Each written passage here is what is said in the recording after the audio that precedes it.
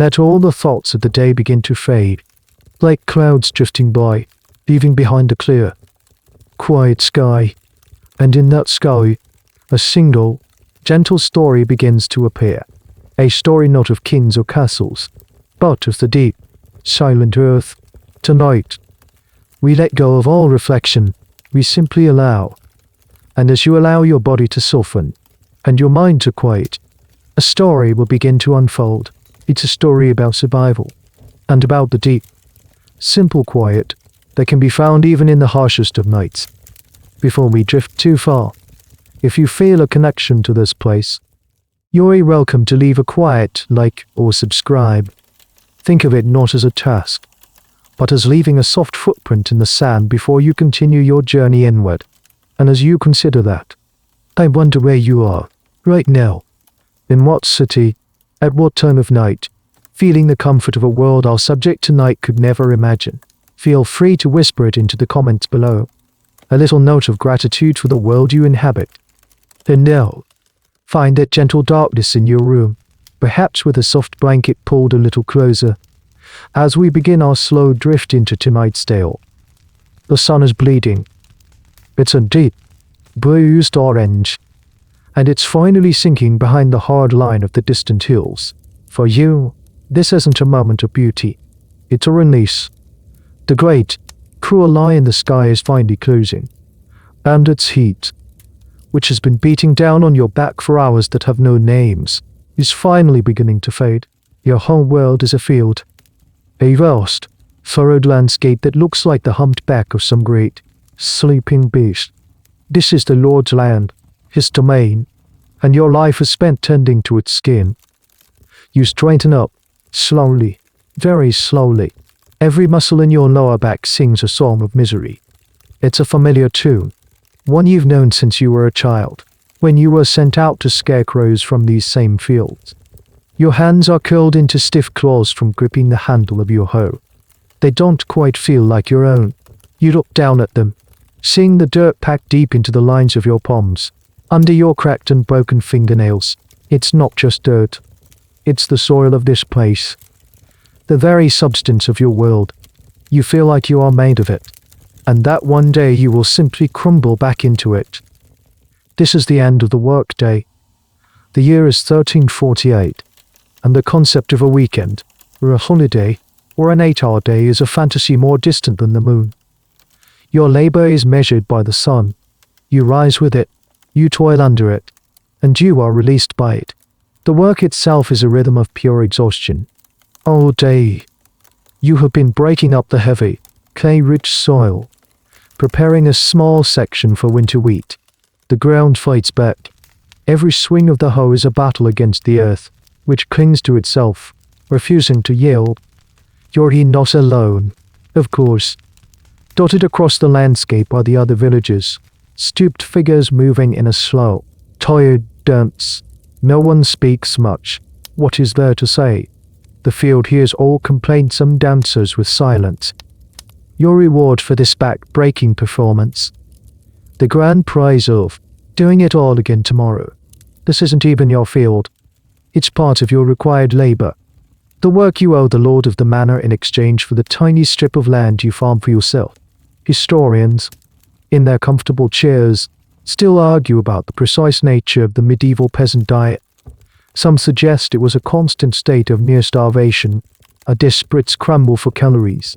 Others argue that, while painfully monotonous, the diet of dark bread, pottage, and ale was just enough to fuel this incredible output of labor. For you, the academic debate is simple. It's the hollow ache in your stomach, a familiar friend that has been with you since midday, when you chewed on a piece of hard, dark bread and a bit of onion. There's a strange little bit of knowledge you possess, something no lord or priest would understand. You know the secret language of the soil. You know which patches are stony by the sound the hoe makes when it strikes. You know where the dampness lingers after a rain. You even know which weeds are edible, a bitter but necessary supplement to your meals. Scholars centuries from now will wonder how people survived on such meager rations, and they'll often forget these tiny, desperate acts of foraging. Today, Your secret is as small, misshapen turnip you managed to unearth and hide in the folds of your tunic when the reeve, the Lord's overseer, wasn't looking. It's a pathetic treasure, but it's yours. As the last sliver of the sun disappears, a chill begins to creep into the air. The sweat on your tunic turns cold against your skin. The other villagers are gathering their tools, their movements stiffened automatic. A signal, maybe a shout from the reeve or the distant toll of a church bell you can barely hear, gives the official release. It is done, for today. You shoulder your hoe. The wood smooth and worn from the grip of your father, and his father before him. You don't think about the injustice of it, the endlessness of it. To do so would be a waste of the little energy you have left. Your thoughts are much smaller, more immediate. The fire, the bowl, the straw. Your feet, caked in the Lord's mud, finally turn towards the thin ribbon of smoke that you call home. The path from the field to the cluster of huts you call a village is not a road. It's a suggestion of a path. A muddy track carved into the landscape by the tired feet of generations. With every step, your wooden-soled shoes, or perhaps just rags wrapped around your feet, make a soft, squelching sound.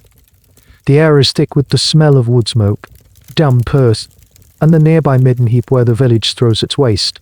It's the smell of home. You see the other peasants peeling off, one by one, disappearing into the doorways of their own low, dark homes, which look more like mushrooms growing from the earth than proper houses. Your own hovel is indistinguishable from the others. A timber frame, walls made of wattle and dog, a lattice of woven branches packed with mud, straw, and animal dung, and a thick, thatched roof that is in a constant state of gentle decay. There are no windows. Light, like heat, is a precious thing not to be wasted by letting it leak through holes in the wall. You see a figure in the doorway, a silhouette against the flickering orange glow from within. It's your wife, her face already smudged with soot, her expression as weary as your own. There is no greeting, no how was your day. Your day was the same as yesterday. The question is pointless. You duck your head to enter. The inside is a single room. The air is thick and hazy with smoke from the central hearth. A simple pit in the middle of the packed earth floor. There is a hole in the roof directly above it. A smoke hole, but it seems to do a poor job, and your eyes immediately begin to sting. This smoke, a constant companion in your life, is slowly preserving the inside of the roof, but it's also doing the same to your lungs. In the dim, dancing light, you can make out the shapes of your family, your two small children. Their faces already old, are huddled near the fire. Your elderly father sits on a low stool in the corner, his body bent. He is coughing a quiet, percussive rhythm in the background. In the center of it all, hanging from a hook over the fire, is the pot, the great, black, iron heart of the household. It is never empty, and it is almost never clean. Inside is the pottage, the single dish that makes up almost every meal of your life. It's a perpetual stew. Whatever is available goes in. Today, it's mostly oats and barley, boiled into a thick, grayish-brown gruel. There are some scraps of cabbage and the leeks that grow wild by the stream. You see your stolen turnip has joined the mix. A small act of rebellion simmering in the pot. Yesterday's leftovers form the base for today's meal, and today's will form the base for tomorrow's. This practice of constant simmering, historians will later theorize, probably killed enough bacteria to keep you from dying of food poisoning more often than you already do. You find your spot on the floor. There is no table, no chairs. The family gathers around the hearth, the only source of light and warmth. Your wife uses a wooden ladle to scoop the thick pottage, not into bowls, but on two trenchers. A trencher is a thick, flat slab of stale bread from a few days ago. It's your plate. This is a fascinating piece of domestic economy that scholars will later find charmingly rustic. For you, it's just life. You don't own wooden or pottery plates. They break, they cost money. Bread, however, you have, and when it's too hard to chew, it finds a new purpose. You are handed your trencher, the pottage is hot, and the heat immediately begins to soften the hard bread beneath it. You eat with a carved wooden spoon, its surface worn smooth by years of use. The taste is nothing. It's bland, earthy, and gritty. Salt is a luxury, a tightly controlled commodity that you must purchase from the Lord's market. You use it so sparingly it may as well not be there at all. The joy of this meal is not in its flavor, it is in its heat. The simple comfort of putting something warm into your aching stomach. You eat quickly, silently, your eyes focused on the trencher. No one speaks. The only sounds are the crackle of the fire, the slurping of spoons, and your father's rhythmic cough. There is a great debate that will echo in the halls of future universities about the adequacy of the medieval peasant diet. Was this watery, monotonous gruel enough to sustain the brutal physical labor you performed day in and day out? Some will argue that frequent additions of beans, peas, and for-aged greens provided more nutrients than one might expect. Others will point to evidence in skeletal remains of widespread malnutrition, iron deficiency, and lives cut brutally short. You don't know about vitamins or minerals. You just know that some days you feel a profound weakness in your limbs, a deep weariness in your bones that even a night's rest can't fix. You assume this is just the price of being alive. The meal is over in minutes. You look down at your trencher. The pottage has soaked through, turning it into a soggy, gruel-flavored sponge. You tear off the edges and eat your plate. Nothing is wasted. The very soggy-est part in the middle might be tossed to the dog, if you had one, or simply into the fire. The children lick their trenchers clean. For a brief moment, the gnawing emptiness in your stomach is replaced by a dull, heavy fullness. It's the best you will feel all day. The pot is swung away from the direct heat, a lid placed over it. It will sit there, simmering gently, waiting for morning. The main event of the evening is over. The darkness outside is now absolute, and the world has shrunk to the size of this single, smoky room. With the meal finished, a subtle shift occurs in the small room. The day is officially over. The world outside the hide-covered doorway no longer exists. It's a place of darkness, of unseen things, of spirits and dangers both real and imagined. Your hovel, which by day feels like a cramped, muddy cage, now becomes a sanctuary, a tiny bubble of flickering light against the vast, pressing blackness of the night. You push the thick animal hide flap more securely into the doorway opening, a flimsy barrier against the cold and whatever might be moving in the dark. The fire is the center of this universe. It's your light, your heat, your television, and your security system all rolled into one. You and your family huddle closer to it, drawing your knees to your chests. Your wife takes out a spindle, her hands moving in a practiced, automatic rhythm, spinning wool into thread. It's a task she can do in near darkness, her fingers knowing the feel of the fibers by heart. Your father mutters quietly to himself, his mind somewhere in the past. The children are already half asleep, their small bodies leaning against their mother. This is the time for stories. If anyone had the energy to tell them, stories of saints, or local folk heroes, or the mischievous spirits that are said to inhabit the woods and streams. Tonight, however, silence reigns. The fatigue is too heavy, a physical weight on everyone's shoulders. You gaze into the embers, the glowing heart of the hearth. The smoke swirls around you, a constant presence. It stings your eyes and catches in the back of your throat. In the centuries to come, archaeologists will excavate huts like this one and find the inside of the thatched roof is coated in a thick, terry layer of creosote from decades of smoke. They'll call it a form of preservation, a way of waterproofing the thatch and killing insects. For you, it's just the air you breathe. You've had a cough for as long as you can remember. Everyone has a cough. It's just part of the sound of winter. The construction of this hovel is a source of endless fascination for future historians. They'll debate the specific techniques of wattle and daub construction, the types of timber used, and the regional variations in design. What they can replicate is the smell. It's a rich, complex perfume of old smoke, damp earth, unwashed bodies, wet wool, and the faint, underlying scent of the animal dung mixed into the walls. It's a smell that clings to everything you own, to your hair, to your skin. When you go to the market, everyone smells the same. It's the scent of humanity. Suddenly, you hear a familiar scratching sound. It's coming from the wall near your head, then another, from the thatch above. Rats, they are your cohabitants. A shadow family living alongside your own. You are so used to the sound you barely register it anymore. They are a pest, of course. They get into the grain stores if you're not meticulous, and you sometimes see their dark shapes skittering across the floor in the firelight. But killing them is a relentless and mostly futile task. They are simply a feature of the world, like the rain and the mud.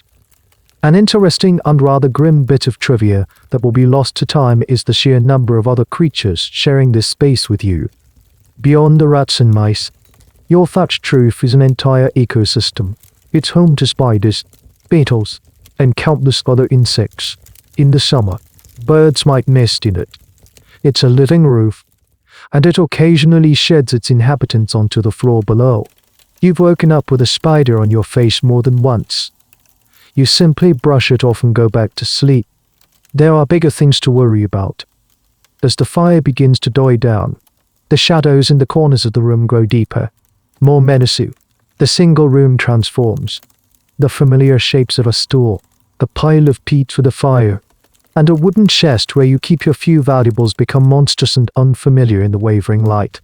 Your mind, already tired and suggestible, begins to play tricks.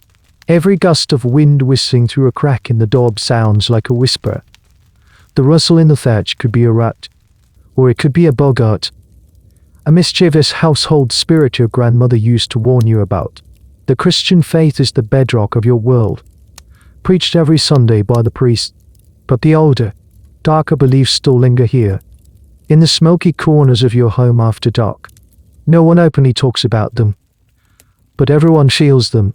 You make a quiet sign of the cross, a small, automatic gesture of protection.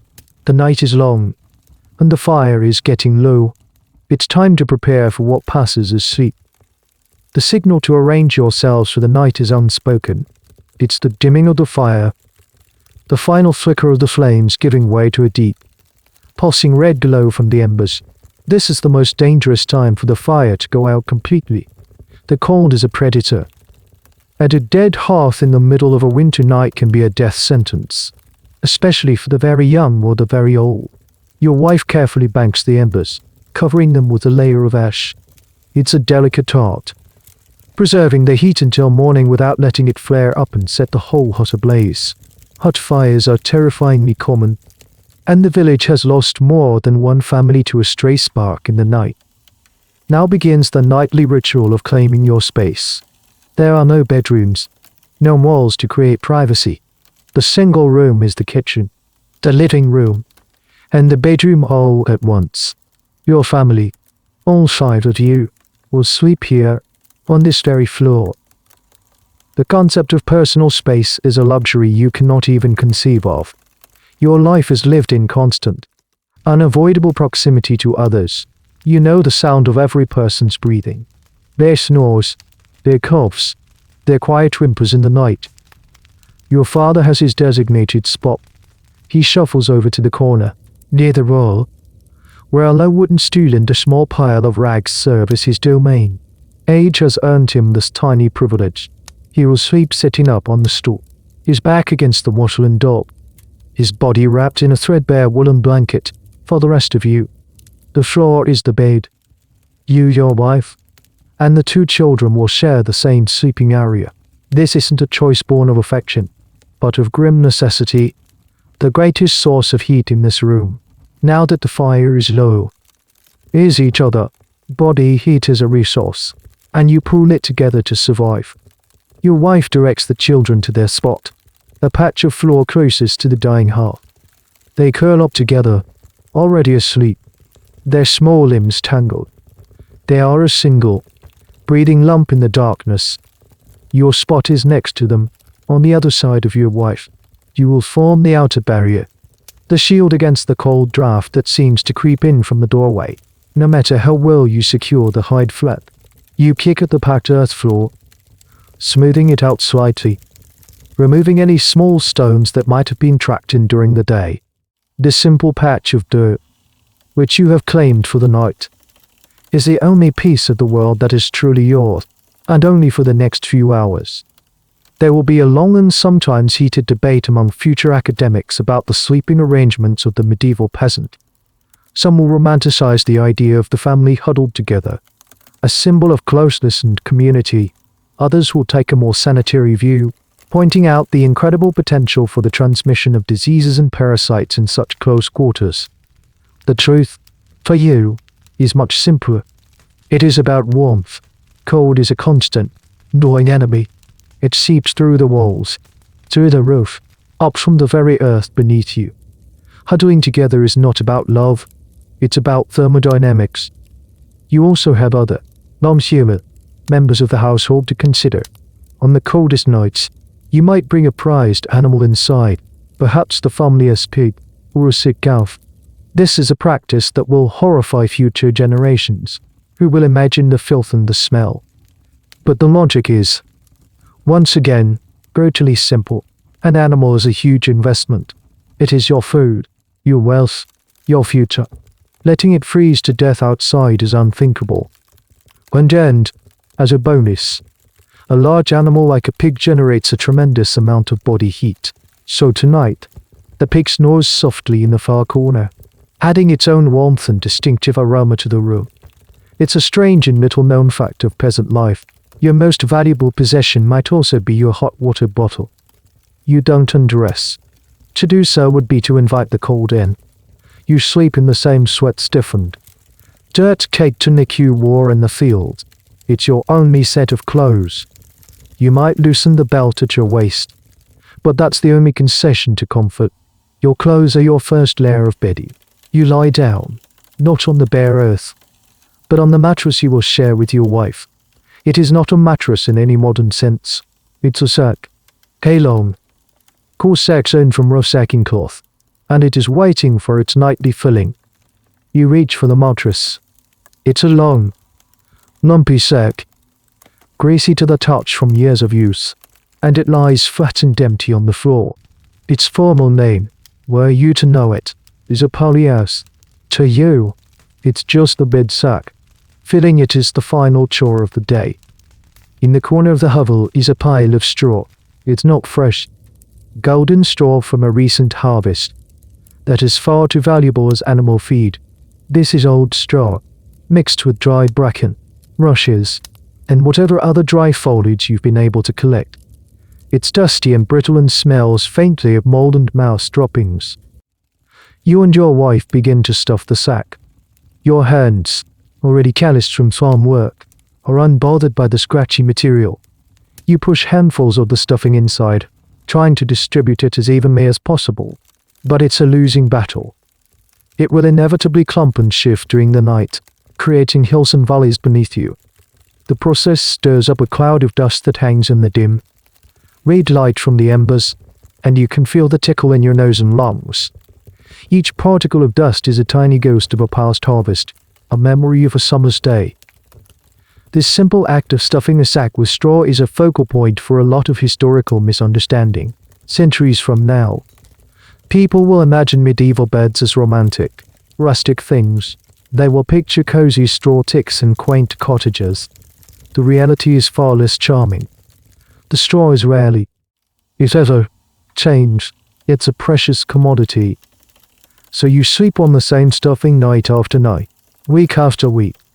It gets compacted, damp, and becomes an ideal home for an entire universe of tiny creatures.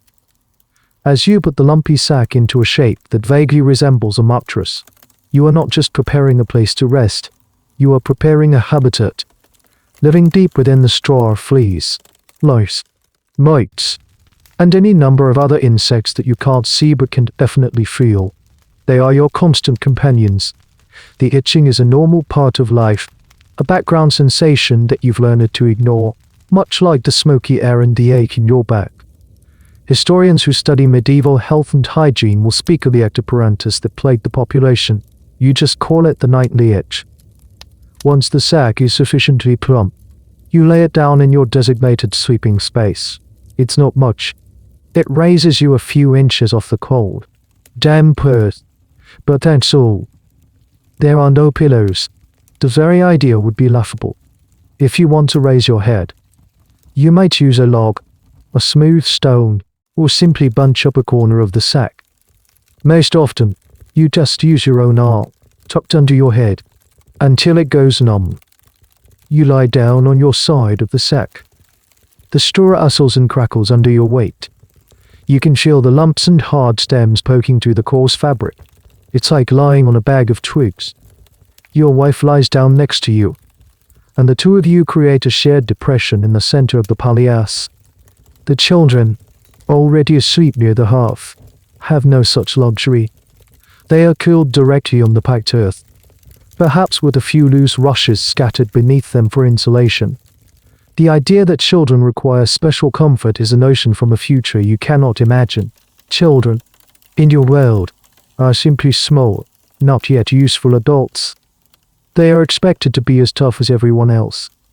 There's a strange and specific debate among scholars about what exactly went into these mattresses while straw was coming. Inventories and archaeological evidence suggest people used whatever was available. This could include dried leaves, scraps of wool, cattle fluff, or even moss.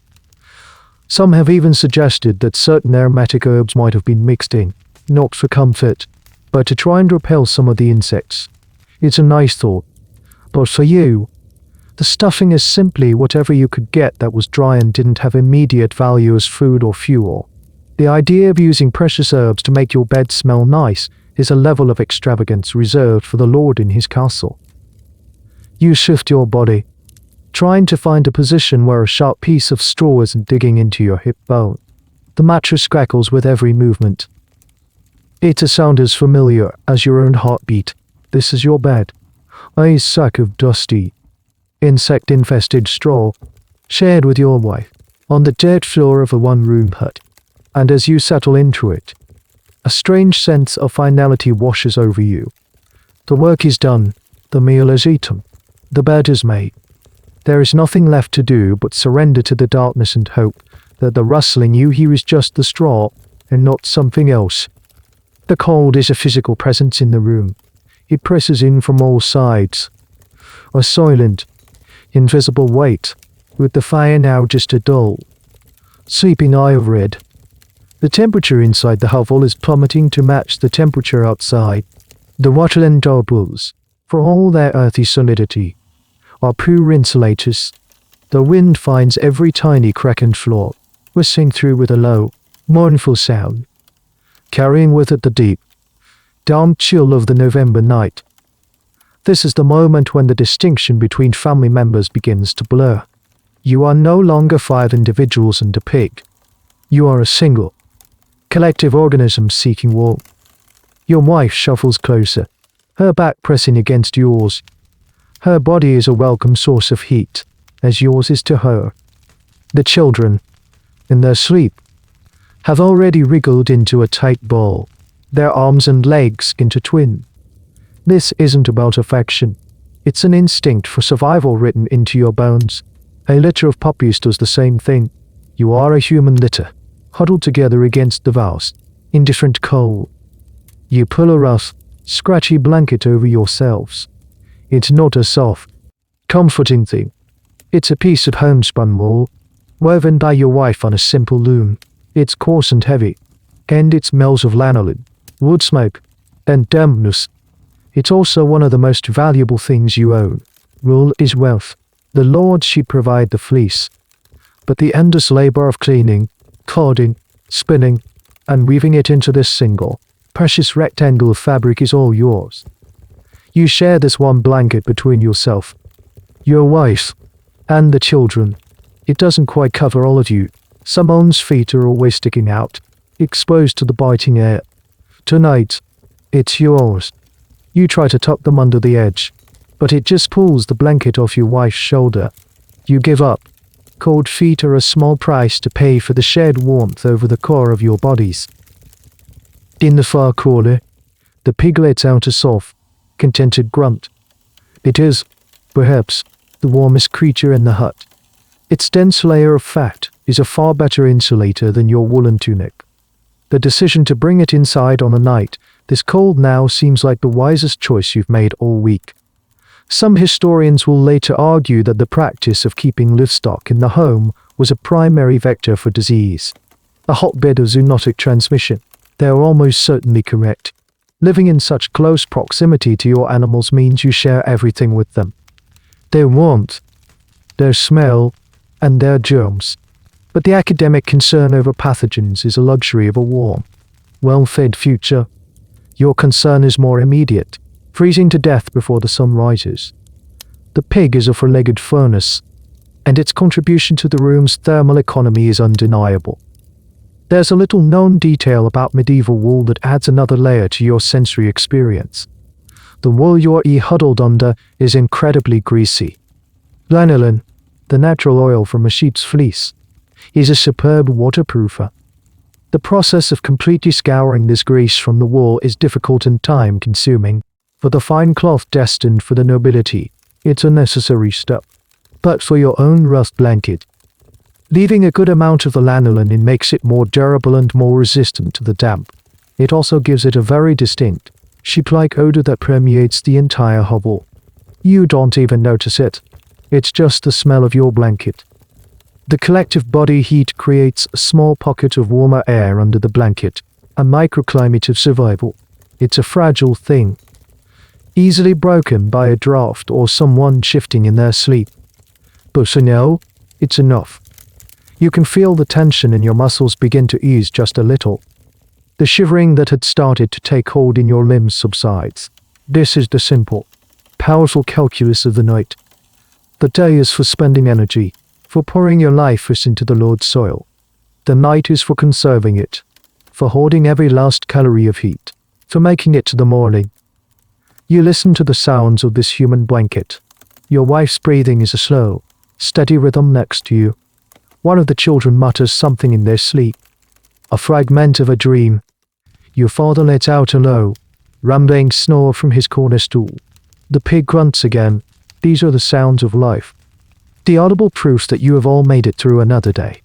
They are a strange sort of comfort. In this shared darkness, you are not alone in your struggle. The entire room is breathing around you. A single, huddled lung, drawing in the cold, smoky air and pushing it back out, just a little bit warmer than before. Your eyes are open in the darkness, but you see nothing. The blackness in the hovel is absolute, a thick, velvety substance that feels as though you could reach out and touch it. The embers of the hearth, which earlier provided a comforting red glow, have now faded completely, hidden under their blanket of ash. The only way you know the world still exists is through your other senses. The feel of the lumpy straw sack beneath you, the smell of smoke and damp wool, and the symphony of quiet sounds that fill the space. You turn your head to look towards the center of the room. There, in the place where the fire was, is now just a void. This is the hearth's last sigh, the moment it finally gives up its ghost of warmth for the night. Its death signals the true beginning of the deep night, the coldest and darkest hours. The small amount of warmth it radiated, which kept the very center of the room from freezing, is now gone. You can feel the chill begin to creep in more insistently. A silent tide rising from the earth floor. The management of a medieval hearth is a skill that has been almost entirely lost to the world. It's a delicate science passed down through generations. You know, without thinking, precisely how much ash to use to bank the embers. Too little, and they will burn out before morning. Too much, and they will suffocate. Waking up to a completely dead hearth is a minor disaster. It means a trip to a neighbor's hut, carrying a small pot of flammable tinder to borrow a hot coal. This is an act of communal survival, but it is also a small humiliation, an admission that you failed at one of the night's most crucial tasks. Moreover, starting a fire from scratch is laborious. It requires a flint and steel, and the careful nurturing of a spark into a flame with dry tinder. In the damp environment of your hovel, finding perfectly dry tinder is a constant challenge.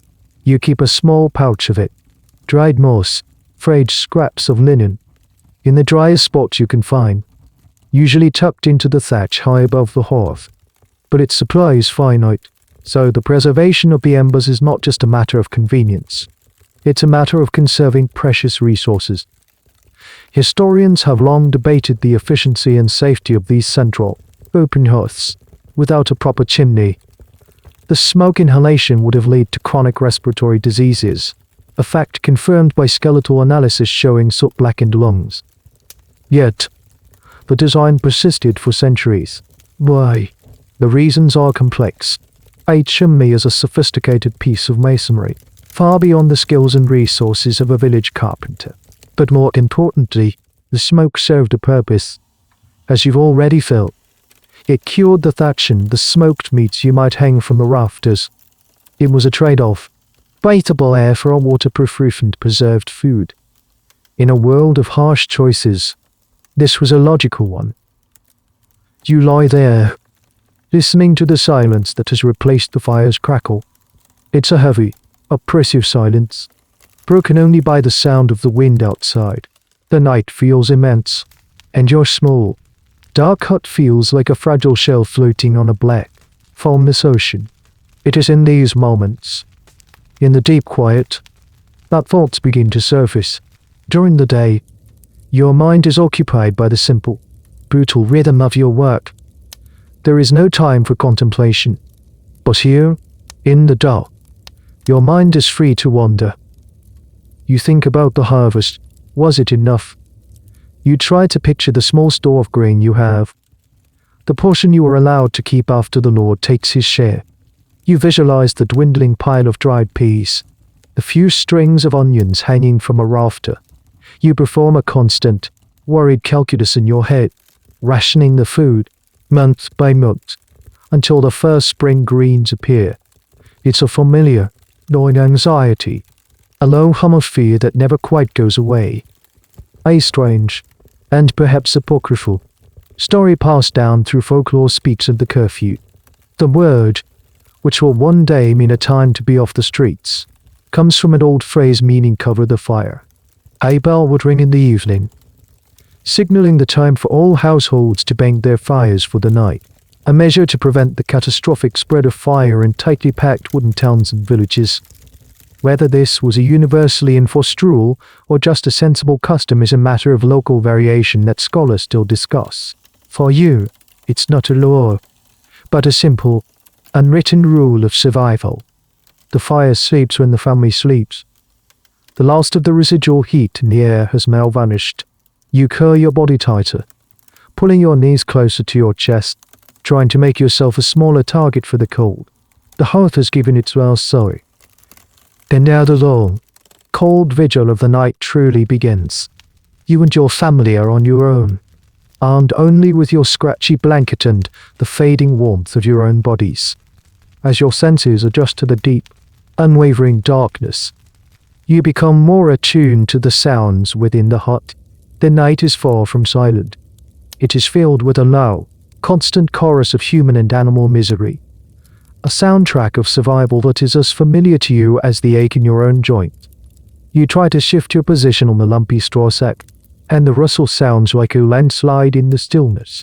Every small movement from anyone in the room is amplified. Your father is the lead performer in this nightly orchestra. He sleeps sitting up on his stool, and his breath is ragged, with rust. A lifetime of breathing with smoke and laboring in all weathers has taken its toll on his lungs. Every few minutes, his snoring is interrupted by a deep, rattling cough that shakes his whole body. It's a sound that promises a future you try not to think about. You know, in the way you know the sun will rise, that your own breathing will one day sound the same. Next to you, your wife is not silent either. She grinds her teeth. It's a soft, rhythmic grating sound, a subconscious response to the stress and hardship of her life. During the day, She is a pillar of silent endurance, managing the household, tending the garden plot, cooking, spinning, and caring for the children with a grim, practiced efficiency. Only at night, in the vulnerability of sleep, does the tension manifest as this quiet, unsettling sound. The children add their own small voices to the chorus. The younger one, just a toddler, whimpers softly in his sleep. It's a sad, recurring sound, a little punctuation mark of sorrow in the darkness. Is he dreaming? Is he cold? Is he hungry? You don't know. There is nothing you can do about it anyway. You just listen, and hope it subsides. The older child talks in her sleep, muttering fragments of words that make no sense. Pain, feel, dread, the simple, elemental words of her world, jumbled into a dream salad. Even the pig in the corner contributes to the symphony. It lets out long, low, rumbling snores, occasionally punctuated by a loud snort or a grunt as it repositions its considerable bulk. Its breathing is deep and untroubled, the sound of a creature with no anxieties about the next harvest or the Lord's tithe. In a way, you envy its simple existence. The study of sleep in the pre-modern era is a field fraught with difficulty for historians. There are no written accounts from people like you. Scholars have to piece together clues from religious texts, medical treatises, and fictional literature. One prevailing theory is the idea of segmented sleep or first and second sleep. The theory suggests that it was common for people to sleep for a few hours, wake up in the middle of the night for an hour or two, and then go back to sleep until morning. This waking period was a time for prayer, quiet contemplation, tending to the fire, or even visiting neighbors. While this may have been true for monks in their quiet cells or wealthy merchants in their comfortable beds, it's a subject of debate whether this applied to a peasant like you. For you, waking up means confronting the cold. Sleep, however fitful, is an escape, and you are not eager to interrupt it. What is certain is that the quality of your sleep is poor. It's constantly interrupted. If it's not your father's coughing or a child's cry, it's the unrelenting itch of a flea bite, or the sharp pain in your hip from a lump in the straw mattress. You doze more than you truly sleep, drifting in undoubt of a light, uneasy slumber. And then there are the sounds from outside. The wind moans as it whips around the corner of the hut. A fox barks somewhere in the distant woods. A short, chilling cry. The village dogs, left outside to fend for themselves, start a chain reaction of howling at some unseen disturbance. Every sound is a potential threat. A strange noise could be a wolf, a desperate thief, or something much worse from the realm of folklore. You lie still, your ears straining, trying to identify each sound, to categorize it as either normal or danger. It's a little-known fact that the medieval world was not as quiet as we might imagine. While it lacked the constant hum of machinery, it was filled with the noises of life, both human and animal, unfiltered by insulation or glass windows. The sounds of your neighbors were a part of your own domestic soundscape. You can hear the faint echo of a cough from the next hut, the cry of a baby from across the track. The entire village is a single, breathing, coughing, snoring organism. Tonight, the chorus of misery inside your own hut is more than enough to keep you from any kind of deep, restorative rest. You just lie there, a reluctant conductor, listening to the bleak music of the night. Just as you begin to drift into a shallow, fragile layer of sleep, a new sound cuts through the chorus. It's sharp, close, and insistent. A frantic scratching, followed by a faint, high-pitched squeak. It's coming from the thatch, directly over your head.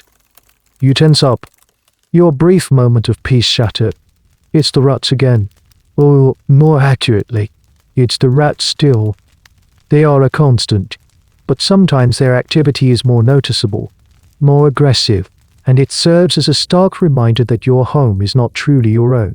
It is a shared territory. You can hear them scurrying in the space between the thatched roof and the wooden rafters. Their tiny claws make a sound like dry leaves skittering across a stone floor. You picture them up there in the darkness, a hidden world of nests and tunnels woven into the very fabric of your shelter. They are raw, they are dry, and they are close to a potential food source, your family's mega winter stores. This is a battle you are constantly losing. You might have a cat, a scrawny, half-wild creature that does its best to keep the rodent population in check. But there are always more rats. They are relentless, breeding faster than any cat can hunt. They are a symbol of the decay and filth that are a fundamental part of your world. They thrive in the very conditions you are forced to live in. The fear of rats goes beyond the simple disgust or the threat to your food. There's a deeper, more primal fear associated with them. They are creatures of the night, of the dirt, of disease. The village priest, in his sermons, sometimes speaks of them as instruments of the devil, manifestations of corruption and sin. While you may not think in such grand theological terms, you understand the sentiment. They represent the forces of ruin that are always nibbling at the edges of your fragile existence. A sudden, boulder scratching starts near the floor. This one is different. It's near the small sack of barley you have stored in the corner, raised off the ground on a couple of flat stones in a futile attempt to protect it. You hear a squeak, then a frantic scrabbling sound. One of them is trying to chew its way through the coarse burlap of the sack. You sit up, your heart pounding. Go on, get. You hiss into the darkness. You grab one of your wooden shoes from the floor and fling it in the direction of the sound. It hits the porcelain door with a dull thud. The scratching stops. There is a moment of silence, and then you hear the faint patter of its retreat. You have won the skirmish, but the war is far from over. The rat will be back. You know this. The sack of barley is the difference between a hungry winter and a starving one. It represents countless hours of your labor, condensed into a single, precious container. The thought of it being devoured, night after night, by a horde of unseen vermin is a source of deep and constant anxiety. Historians and archaeologists have a surprisingly clear window into this aspect of your life. When they excavate medieval peasant dwellings, they frequently find evidence of this ongoing war. They find gnawed animal bones, pottery shards with tiny teeth marks, and layers of compacted flooring riddled with the fossilized burrows of rodents. Some argue that the rat was the single most ubiquitous non-human mammal in medieval Europe, a shadow species that mirrored the human population, thriving and spreading wherever people did. There's a curious and often overlooked detail about the rats you live with. They are not the native black rats that have been in Europe for centuries. Sometime in the last couple of 100 years, a new species has arrived, traveling along the same trade routes that bring silks and spices to the wealthy. It's the brown rat, a larger, more aggressive, and more adaptable creature. This newcomer is slowly displacing the native species, and it is even more at home in the sewers and hovels of human settlements. You don't know this, of course. To you, a rat is a rat. But this subtle ecological shift is a silent, creeping invasion that is happening all around you, in the walls and under the floors of your world. The consequences of this invasion are, as of yet, unimaginable. You lie back down, your hand still feeling for your other shoe, just in case. The adrenaline from the brief confrontation leaves you feeling more awake than before. Your ears are now finely tuned to every tiny rustle and scratch. You are on guard, a sentry in your own home, defending your family's survival from an enemy that is tireless, fearless, and legion. The darkness is no longer just empty space. It is alive, and it is scratching in the walls. As you lie there in the darkness, listening to the retreated but not defeated rats, your mind drifts from the immediate threat inside your hut to the vague, unsettling threats from the world beyond. Your village is a small, isolated place. The horizon, for you, is the next village over. A journey of a few miles that you might make only a handful of times a year for a market or a special festival. But news, like a slow-moving infection, has a way of trickling in.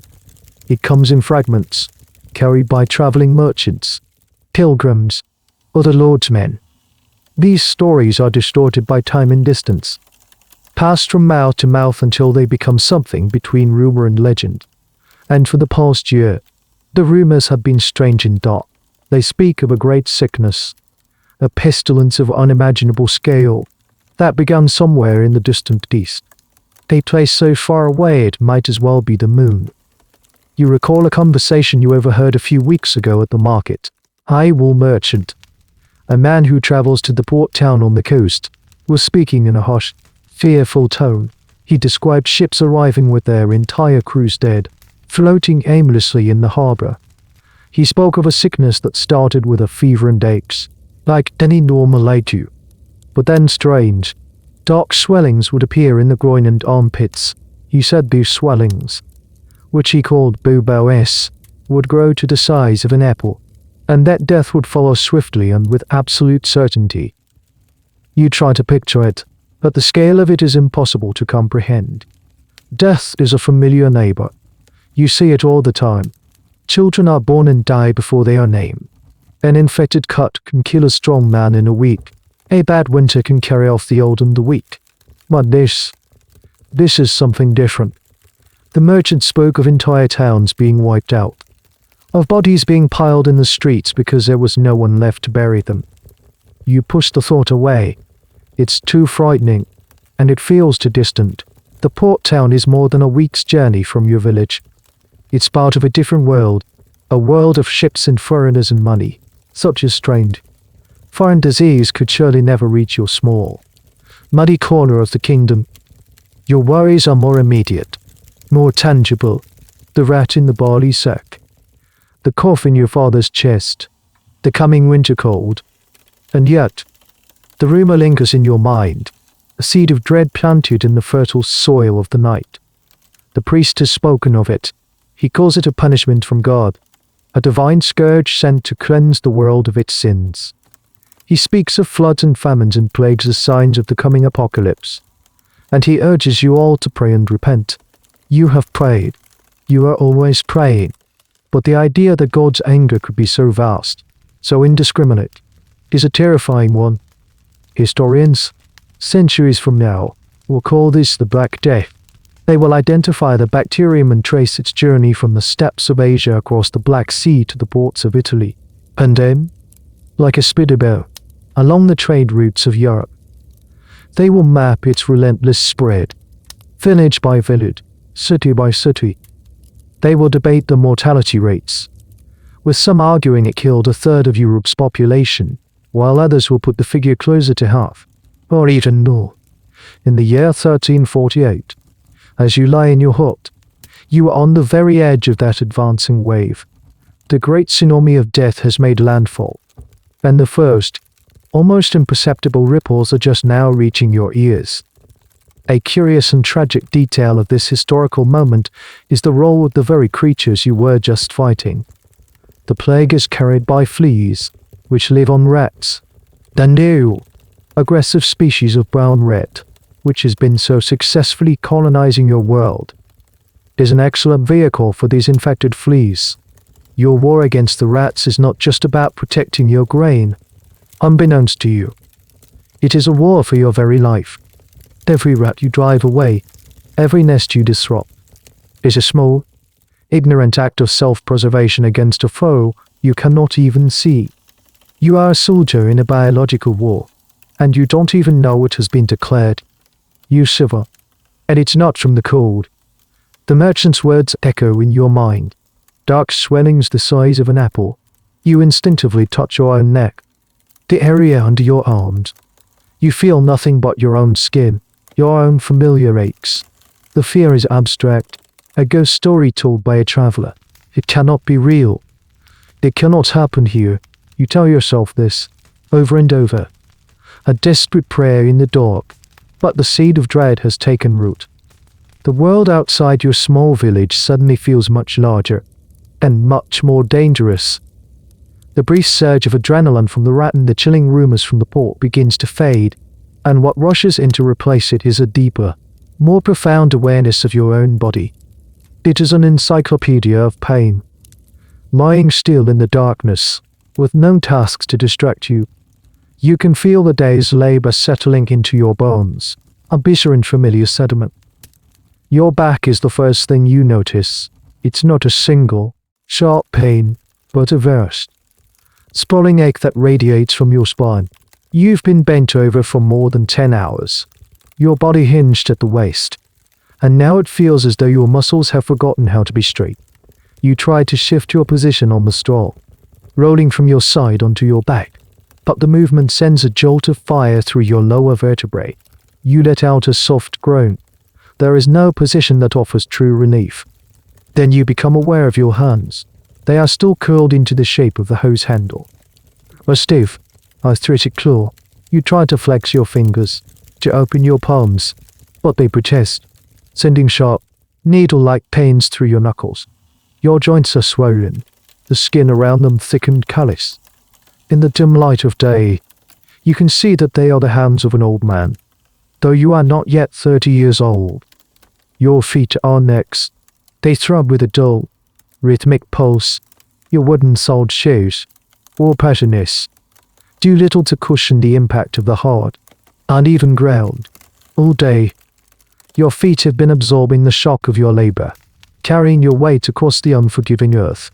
Now, freed from their confinement, they feel swollen and tender. You can feel a blister forming on your heel, a small, hot point of agony that you know will make tomorrow's work even more miserable. This is the reality of your physical existence. Pain is not an event. It's a constant state of being. It is the weather of your body. You do not expect to wake up feeling refreshed or revitalized. You only hope to wake up with the strength to endure the pain for another day. The modern concept of chronic pain as a medical condition to be managed or cured is an alien one. For you, it is simply the price of life, the tax your body pays for its own survival. Historians who study skeletal remains from medieval peasant cemeteries can read the story of your life in your bones. They find evidence of severe arthritis, even in the young. They see compressed vertebrae from a lifetime of heavy lifting, healed fractures that set poorly without medical care, and teeth worn down to stumps from a gritty diet. Your skeleton is a diary, written in the language of suffering, and it tells a tale of brutal, relentless physical stress. You think of the lord of the manor. You have seen him, on occasion, riding his great horse across the fields, his body clad in soft woolen leather. You wonder what his body feels like. Does he feel this deep, grinding ache? Does his back seize up in the night? The question is absurd. His life is one of softness, of warmth, of rest. The gulf between your physical realities is wider than the ocean. It's a difference so profound, you might as well be two different species. There is a strange and sad detail hidden in the art and literature of the time. The figure of the hard-working peasant is often romanticized, portrayed as pious, simple, and noble in his toil. It's a comforting image for those who do not have to perform the labor. But the reality is inscribed on your body. There is little nobility in this kind of exhaustion. It is a slow, grinding erosion of the self, a process that wears you down, year by year, until you are as weathered and broken as the tools you use. Academics have sometimes debated the average life expectancy of a person like you. The numbers are grim, often cited as being somewhere in the 30s. But this statistic is heavily skewed by the terrifying rates of infant and child mortality. If you survived the gauntlet of childhood diseases and accidents, you had a decent chance of living into your 40s or even 50s. But what kind of life was it? It was a life of accumulating pain, of a body breaking down long before your time. Your father, tossing in the corner, is probably not yet 50. In the eyes of your world, he is an old man, his useful life of labor now behind him. You close your eyes and try to will the pain away, to find a place in your mind where it doesn't exist. But it's no use. The pain is you. It is the language your body uses to speak to you. And tonight it is telling you the same story it tells you every night. That you are tired, that you are worn, and that tomorrow you must do it all again. The pain in your back flares, a hotline of protest against the lumpy sack. Every position you try offers only a temporary truce before a new ache makes itself known. Your body, twisted by labor, seems incapable of finding the simple, flat piece of repose. Your gaze drifts through the darkness to the corner where your father sits, a hunched silhouette against the slightly less black wall. He is asleep, his head slumped on his chest, but he is upright. And a thought, born of pure physical misery, begins to form in your mind. Maybe he has the right of it. Maybe lying down, stretching your tormented spine out flat, is a luxury you can't afford and a comfort you can't achieve. You have always seen the old ones sleep this way, propped on stools or leaning against walls, and assumed it was just another eccentricity of age. But now, in the throes of your own discomfort, you begin to understand the grim logic behind it. The first reason is defense. When you are lying flat on the floor, you are at your most vulnerable. You are a target. From this position, it takes a precious few seconds to get to your feet. Seconds you might not have if the danger is immediate. What danger? The night is full of them. A starving wolf, made bold by a hard winter, could potentially push its way through the hide flap of your door. A desperate traveler or a local outcast could try to sneak in to steal your food or your single woolen blanket. Even the pig in the corner, if startled or agitated, could become a threat in the confined space. By sitting up, with your back against the solid wall, you are in a state of readiness. You are a sentry. Even in sleep, your hand could find the handle of a wood axe or a heavy stool in an instant. You can rise to your feet with a single, fluid motion. It is a posture of vigilance, a physical acknowledgement that the night is not a time of peace, but merely a pause in a long and protracted war for survival. You are not resting. You are holding a position. Then there is the matter of your own body. Lying down in the smoky, stagnant air of the hovel means you are breathing in the densest, coldest, and foulest air, which settles near the floor. Your father's rattling cough is a testament to a lifetime of inhaling this mixture of smoke, dust, and dampness. By sitting up, he keeps his head and lungs in the slightly cleaner, warm air that rises. It is a small difference, but over the course of a night, it matters. It might be the difference between a shallow, rasping breath and one that is slightly deeper, slightly less irritating to his ravaged lungs. Historians will debate for centuries about the sleeping postures of the past. Some will point to the grand, canopied beds of the nobility, with their stacks of bolsters and pillows, and argue that even the rich slept in a semi-reclined position. They will cite medical theories of the time concerning the flow of humors in the body, or a strange, superstitious fear that lying flat closely resembled a corpse in a coffin. But it is a point of contention whether these elite customs and beliefs had any bearing on your life. For the peasantry, the evidence is scarce. It's more likely that your choice is not guided by complex medical theory, but by a brutal, practical assessment of the environment. You don't fear resembling the dead. You fear joining them prematurely. You decide to try it. With a series of groans, you push yourself up off the straw sack. The cold of the hut immediately seems to intensify now that more of your body is exposed to it. You shuffle over to a clear space of wall, away from the sleeping forms of your wife and children. You slide down, your back pressing against the rough, uneven surface of the washland door. The wall is cold, not just cool, but a deep, penetrating cold that seems to suck the warmth directly from your body. It is also scratchy. Bits of dried mud and straw poke through your thin tunic, but it is solid. It is supportive. You pull your knees up to your chest and wrap your arms around them, trying to conserve your body heat. The pain in your back changes. It is no longer the sprawling ache of being stretched out, but a new, focused pressure on your tailbone and the back of your neck as your head lolls forward. You notice something about the stool your father is sitting on. A piece of folk wisdom made manifest in wood. It only has 3 legs. On the uneven dirt floor of your hovel, a 4-legged stool would rock and wobble endlessly. A 3-legged stool, however, is always stable. It is the pinnacle of furniture technology in your world, a perfect solution to an everyday problem.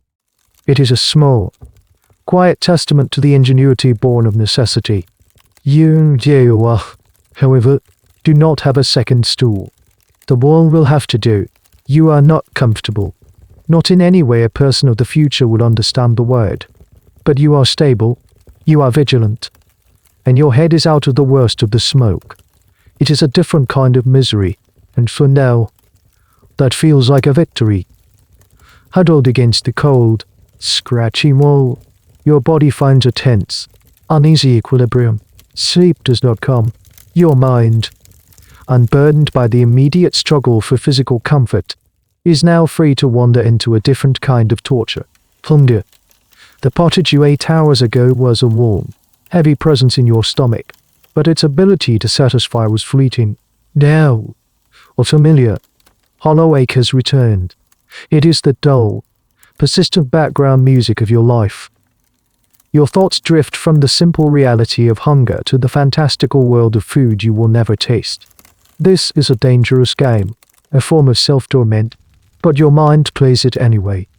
It begins with bread, not the dark, dense, gritty rye or barley loaf that is your daily staple. A bread so coarse it could scour a pot. No, your mind conjures an image of white bread. The Lord's bread. You have seen it only once. A loaf carried from the manor kitchen for a feast day. It was impossibly pale and fluffy, like a cloud. You imagine what it would be like to tear a piece from that loaf, to put it in your mouth. You imagine it would dissolve on your tongue, with a taste sweeter than honey. Some bread. Your dream banquet expands. You imagine meat, not the small, stringy bits of salted pork that might find their way into the pottage a few times a year. You picture a whole roasted pig, its skin crackling and golden, an apple stuffed in its mouth. You can almost smell the roasting fat, a scent so rich and intoxicating it makes your stomach clench. You see glistening capons, swans, and peacocks. Birds so exotic they might as well be dragons, all laid out on silver platters. Then come the spices. Your own food is a landscape of blandness. Salt is a treasure, pepper a myth. But you have heard tales from merchants of the spices that come from the east. Powders and seeds that can transform a simple dish into a paradise of flavor. Cinnamon, cloves, ginger, nutmeg. The words themselves sound magical. Exotic. You try to imagine what they taste like, but you have no frame of reference. It would be like trying to imagine a new color. This vast, unbridgeable chasm between the diet of the rich and the poor is a defining feature of your world. It is not just a matter of quantity, but of a completely different culinary universe. Historians will study cookbooks and household accounts from this period, detailing the elaborate, spice-heavy feasts of the aristocracy. They will analyze the humoral theory that guided their cuisine, the belief that different foods had different properties: hot, cold, wet, dry, and needed to be balanced for good health. This complex, sophisticated world of food science is as alien to you as the stars. Your food theory is much simpler. If it is edible and you can get it, you eat it. The irony, a detail that culinary historians will find fascinating, is that the heavily spiced food of the nobility was often a way to disguise the taste of meat that was beginning to spoil. Lacking refrigeration, preserving meat was a constant challenge. The powerful, expensive spices were a form of ancient food safety, their antimicrobial properties as valuable as their taste. Your own diet, as grim as it is arguably fresher, based on grains and vegetables that are either recently harvested or preserved through simple drying or salting. There is a point of academic debate about the peasant diet that centers on a concept called the famine gap. Some scholars argue that, in a normal year with a good harvest, the average peasant had enough calories, just a boring and unbalanced diet. Others maintain that even in a good year, the months of late winter and early spring, after last year's stores had dwindled and before the first new crops were ready, were a time of institutionalized semi-starvation. This period, known as the hungry gap, was a recurring, predictable part of the calendar. Your aching stomach tells you which side of the debate holds more truth. Your fantasy feast fades, leaving behind only the stark reality of your hunger. The dream of white bread dissolves, and you are left with the memory of the gritty, dark loaf you chew on every day. A hunger this deep is more than a physical sensation. It is a state of mind. It sharpens your senses, making the sound of the rats in the barley sack even more infuriating. It clouds your judgment, making the risks of poaching a rabbit from the lords would seem almost reasonable. It empties the world of color and joy, reducing everything to a simple, brutal equation of what is edible and what is not. You swallow, your throat dry, there is nothing to be done. You cannot will food into existence. You can only endure the ache until morning, when you will chew on another piece of stale bread and begin the process of laboring for the calories to do it all again. You press your stomach with your hand, as if the physical pressure could somehow appease the emptiness inside. It doesn't. The hunger is a hollow beast, and tonight it is wide awake. The gnawing in your stomach, a beast that cannot be soothed, turns your thoughts from the unattainable luxuries of food to the crushing realities of your servitude. Huddled in the darkness, you are acutely aware of the invisible chains that bind you to this land, to this life. Your thoughts drift from your own small hovel up the slight incline of the hill, to the one structure in the village that is made of stone. The manor house. It is not a grand castle. It is a fortified house, solid and imposing, with a great hall and a cellar for the lord's family. But in the landscape of your world, it might as well be the palace of a king. It is a symbol, etched in stone, of the power that governs every aspect of your existence. You cannot see it, but you can feel its presence, a heavy shadow that falls over the entire village, even in the deepest night. You are a serf, or perhaps a villain. The precise legal and social distinctions are complex and vary from manor to manor, a subject that will provide endless material for future historians to debate. They will argue over the exact nature of your obligations, the difference between free and unfree tenants, and the mechanisms of the manorial court. To you, the distinctions are meaningless. The reality is simple. You are not free. You are bound to the land. You cannot leave this manor without the Lord's permission, a permission he is unlikely to grant. You are his property, as much as the fields and the livestock. When your daughter marries, you must pay the Lord a fine for the loss of a potential worker. When you die, your son will have to give the Lord your best animal for the right to take over your tenancy and your debts. Every major event in your life, from birth to death, is subject to the Lord's will and his fees. Your mind begins to tally the debts, a familiar and depressing form of nightly accounting. You owe the Lord labor, 2 or 3 days a week. You must work his fields, not your own, during the crucial times of planting and harvest. This can be 5 or 6 days a week.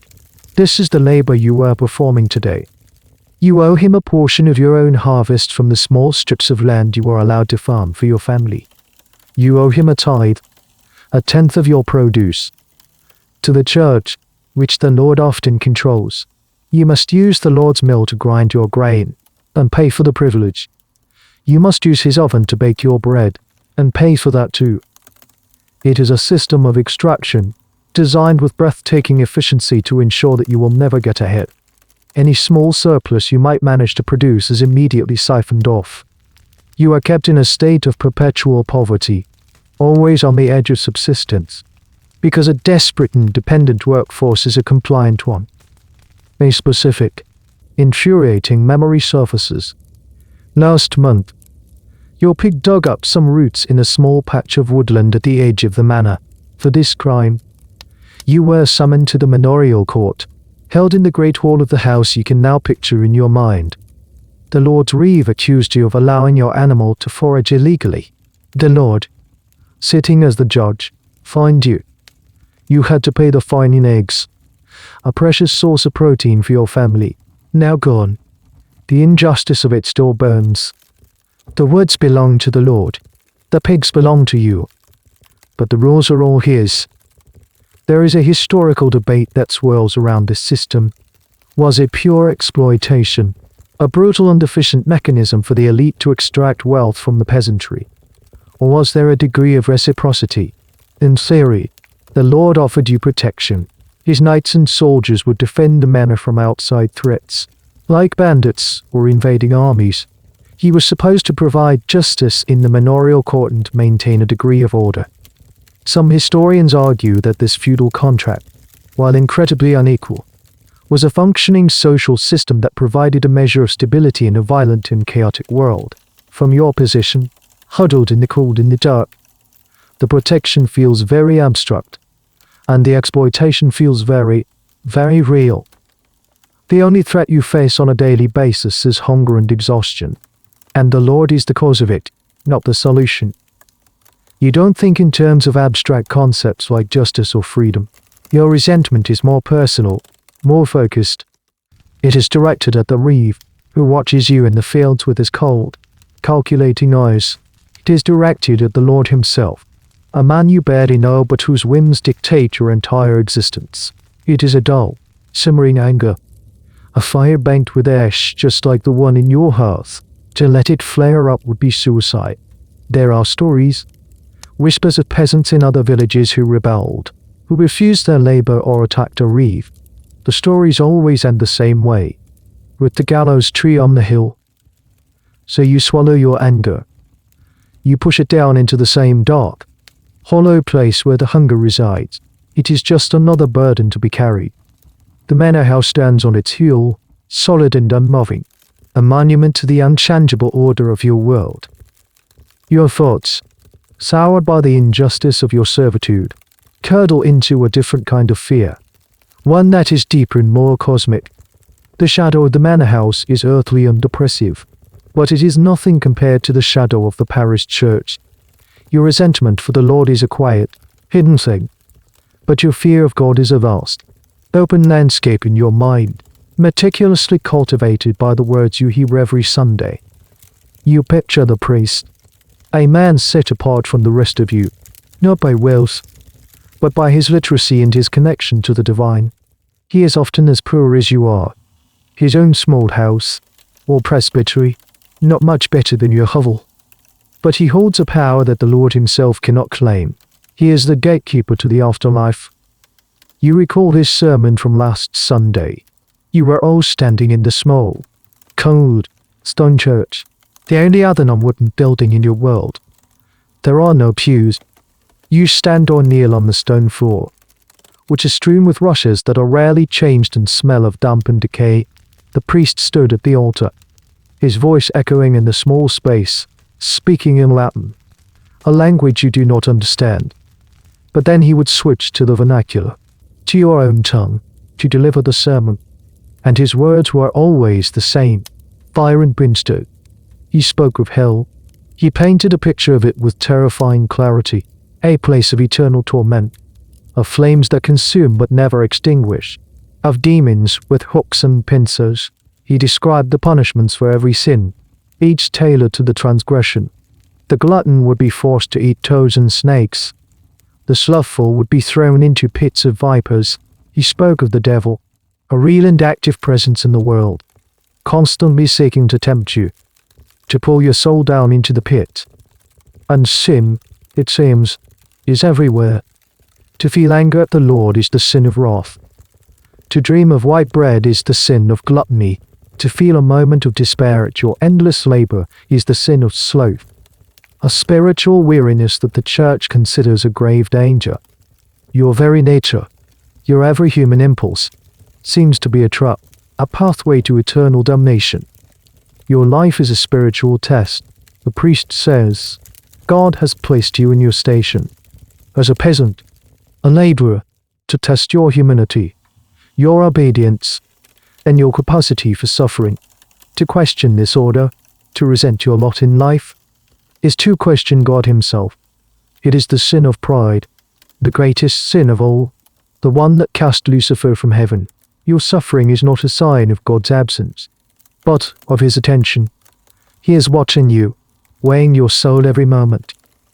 Historians will later debate the true nature of medieval popular religion. Was the average peasant's faith based on this kind of terrifying fear, a theology of terror? Or was there a softer side to it? Some scholars point to the deep veneration of the Virgin Mary, who was seen as a compassionate, intercessory figure, a mother who could plead your case to her divine Son. They highlight the importance of local saints, who were often seen as more approachable, more human, than the distant and judgmental God of the sermons. Your own experience is a mixture of both. You pray to Mary, you wear a small, cheap medal of your village's patron saint for protection. But, in the deep of the night, when your defenses are down, it is the priest's fiery words, his vivid descriptions of hell, that echo loudest in your mind. You perform the rituals. You go to church. You say the prayers you know by heart. You cross yourself when you fear evil. But do you truly understand the complex theology? Almost certainly not. A fascinating and little-known aspect of religious life at this time is the sheer level of theological ignorance among the laity. Priests themselves were often poorly educated, and the core tenets of the faith were frequently garbled or mixed with local folklore and superstition. You believe in God, Christ, and the devil. You believe in heaven and hell. The details beyond that are a murky, intimidating fog. Huddled against the wall, you feel a profound sense of spiritual dread. The world is a battlefield between the forces of good and evil, and you are a pawn in their great game. The hardships of your life, the hunger, the pain, the injustice, are not just random misfortunes. They are demonic temptations, designed to make you curse God and lose your soul. You make the sign of the cross again in the darkness.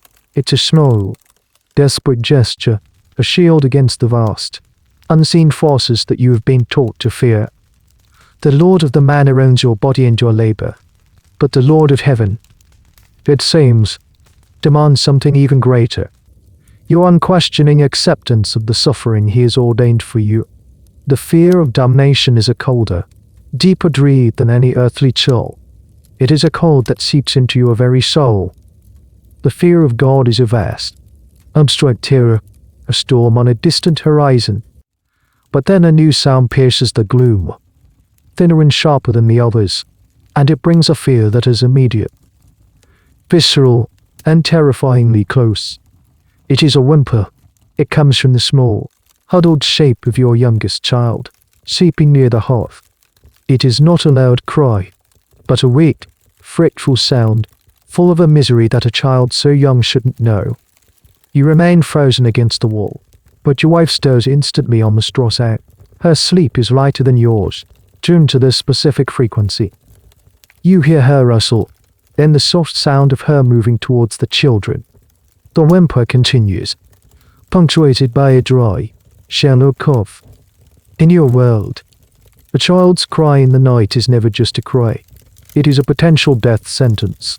You know the terrible mathematics of this world.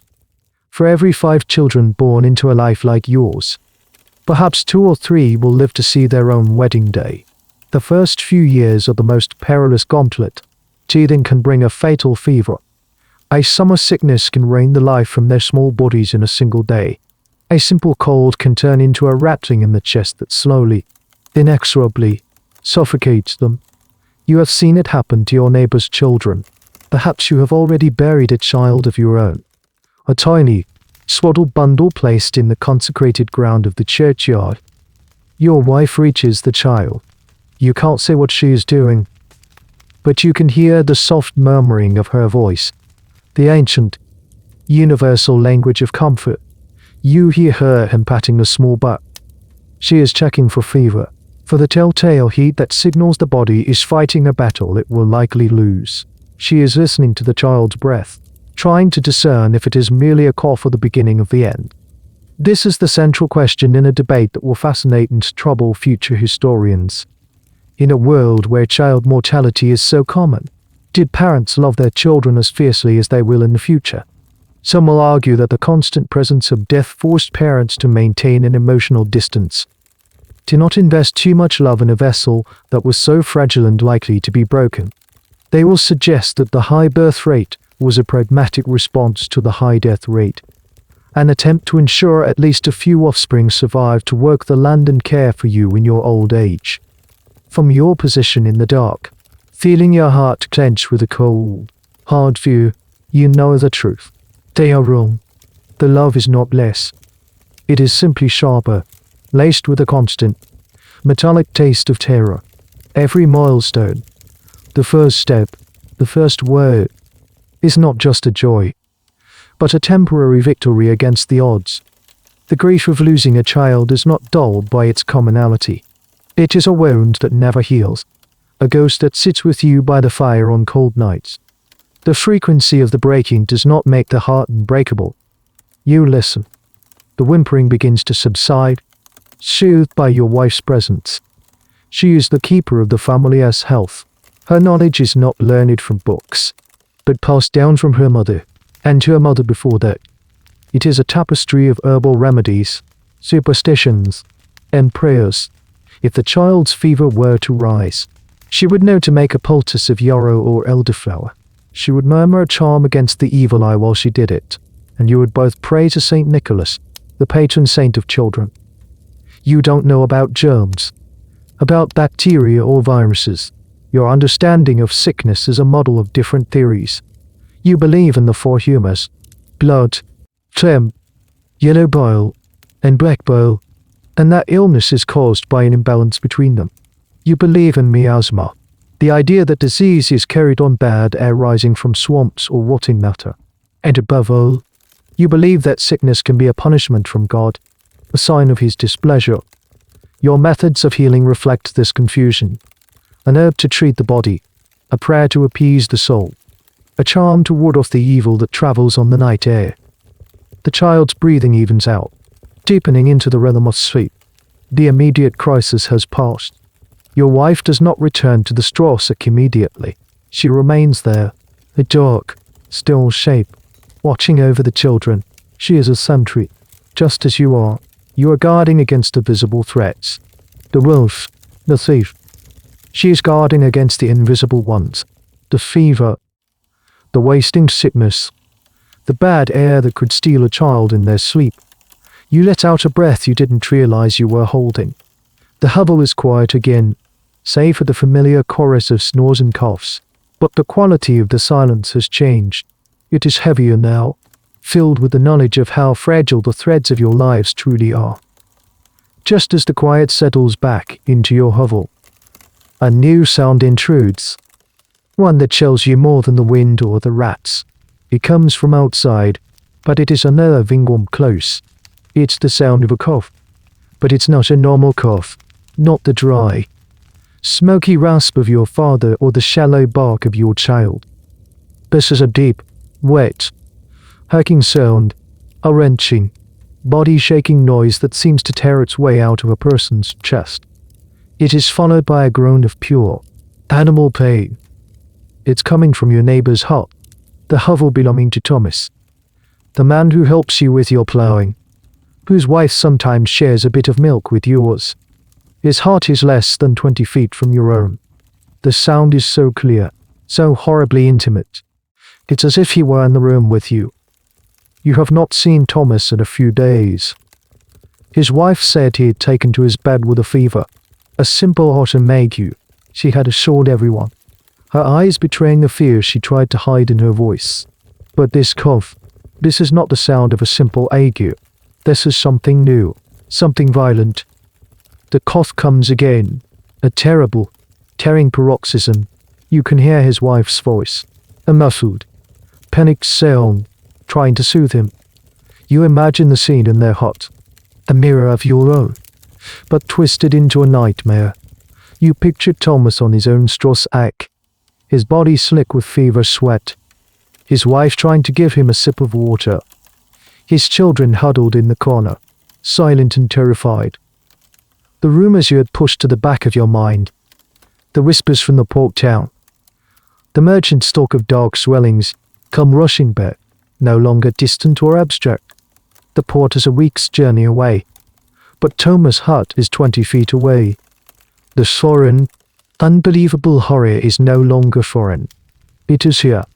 It is coughing in the darkness, right next door. A cold dread, sharp and precise, replaces the vague anxieties that have been tormenting you all night. The hunger, the Lord, the fear of hell, they all fade into the background. This is a fear for the body, a fear of the immediate, tangible world. You have lived your entire life with death as a constant companion, but this feels different. The deaths you know are, for the most part, understandable. The child taken by fever, the man killed by a falling tree, the woman who dies in childbirth. They are tragic, but they are part of the known order of things. This sound from your neighbor's hut feels like a violation of that order. It is an invader. The spread of the Black Death, which historians will later map with meticulous precision, did not always happen in a neat, predictable wave. It would appear in a village seemingly from nowhere, carried by a single flea on the back of a rat in a merchant's car, or on the clothes of a traveler who showed no symptoms himself. The concept of contagion is something you understand only in the most rudimentary way. You know that if the pox is in a house, you should stay away.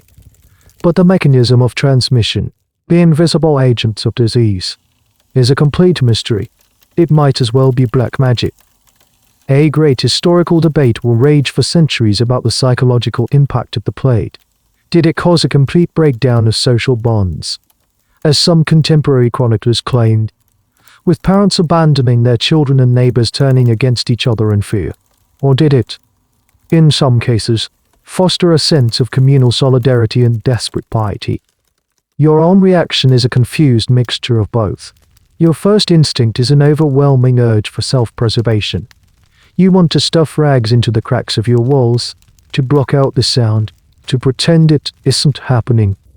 You feel a profound and terrible pity for Thomas and his family, but underneath that pity is a layer of pure, selfish terror.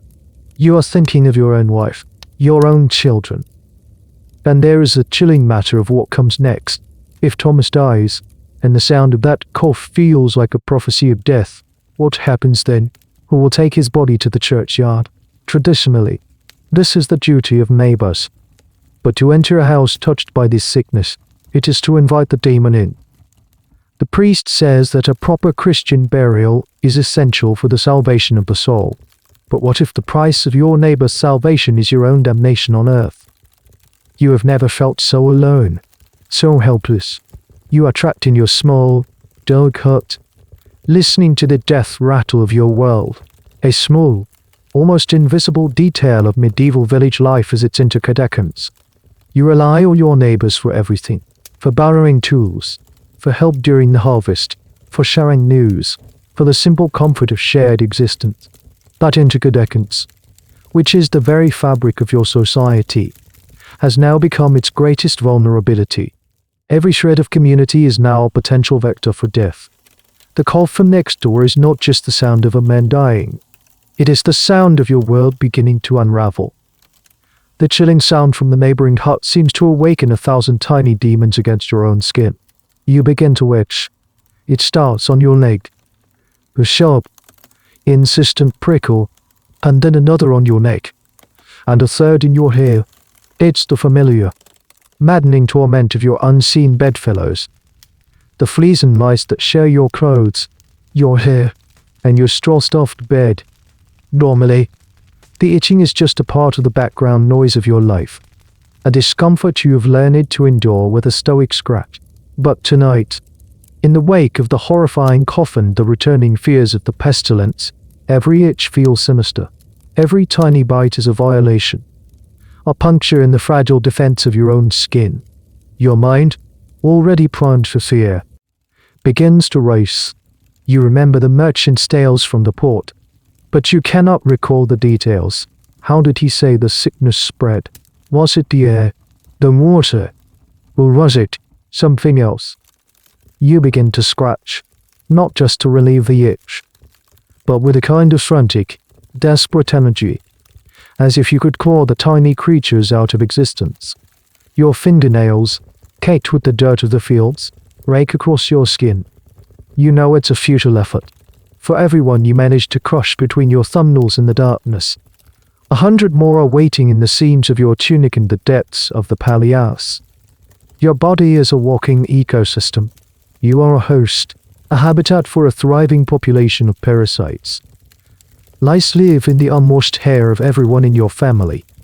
They lay their eggs, or nits, gluing them to the hair shafts, ensuring the next generation is always ready. Fleas are even more mobile. They live in the straw, in your blanket, on the pig, and on you. They can leap incredible distances, moving from host to host with ease. You are not an individual. You are a territory they are all fighting to colonize. This is the unglamorous reality of hygiene in your time. The concept of bathing for cleanliness is almost non-existent. Water has to be hauled from the river or a well. In a boreas dusk, fuel to heat it is precious. A full-body wash might be a once or twice a year event. If that, your clothes are rarely washed either. The harsh lye soap would destroy the fragile wool fibers, and drying them is a difficult process. So you live in a state of perpetual grime, a condition that future centuries will look back on with a mixture of horror and fascination. Historians will later debate the true extent of this uncanny illness. Some will argue that people still made efforts to keep clean, washing their hands and faces daily, and that the image of the filthy peasant is an exaggeration. But the archaeological and textual evidence for widespread parasitic infestation is overwhelming. Combs with nits still attached have been found, and medieval texts are filled with complaints and remedies for the problem of lice and fleas. One of the stranger and more specific pieces of evidence comes from the skeletal remains themselves. Chronic lice infestations can sometimes lead to a condition where the hair, sebum, and lice exoskeletons become matted into a solid, foul-smelling mess. A curious, and rather disgusting, piece of trivia is that you have likely developed a kind of immunity to the constant bites. Your body's inflammatory response to the flea saliva is probably less severe than it would be for a modern person. The constant itching is just the baseline state of your skin. What you are feeling now is something more, a psychological reaction, a terror-fueled hypersensitivity to every tiny sensation. The link between fleas, rats, and the plague is a scientific discovery that is still 500 years in the future. You have no concept of it, but your body, in this moment of heightened fear, seems to understand something your mind does not. It recognizes the flea bite not just as an itch, but as an invasion. It is the crossing of a boundary, a breach in the wall, the great, terrifying sickness that is hacking its lungs out in the hut next door needs a way to travel, and a thought, subconscious and unformed, that these tiny, biting creatures could be the messengers, is a new and profound kind of horror. You are sitting up against the wall, a posture of vigilance against human threats, but you are utterly defenseless against this microscopic enemy. Your shelter, your hovel, which is meant to protect you from the dangers of the night, is the very incubator of the threat. The straw you sleep on, the animals you bring in for warmth, the clothes you never take off, they are all part of a perfect system for the propagation of parasites. You stop scratching for a moment, listening. The coffee next door has subsided into a low, continuous moaning, and in the new silence, you can almost hear the tiny, infinitesimal sounds of the insects in your clothes and in the straw. It is the sound of a million tiny mouths, a million tiny claws, and for the first time in your life, you are truly, deeply afraid of the earth. The night deepens, reaching its nadir. This is the hour of the wolf, the time furthest from both the sunset and the sunrise. It is the moment when the world feels oldest, coldest, and most empty. The sounds from next door have faded into a grim, exhausted silence.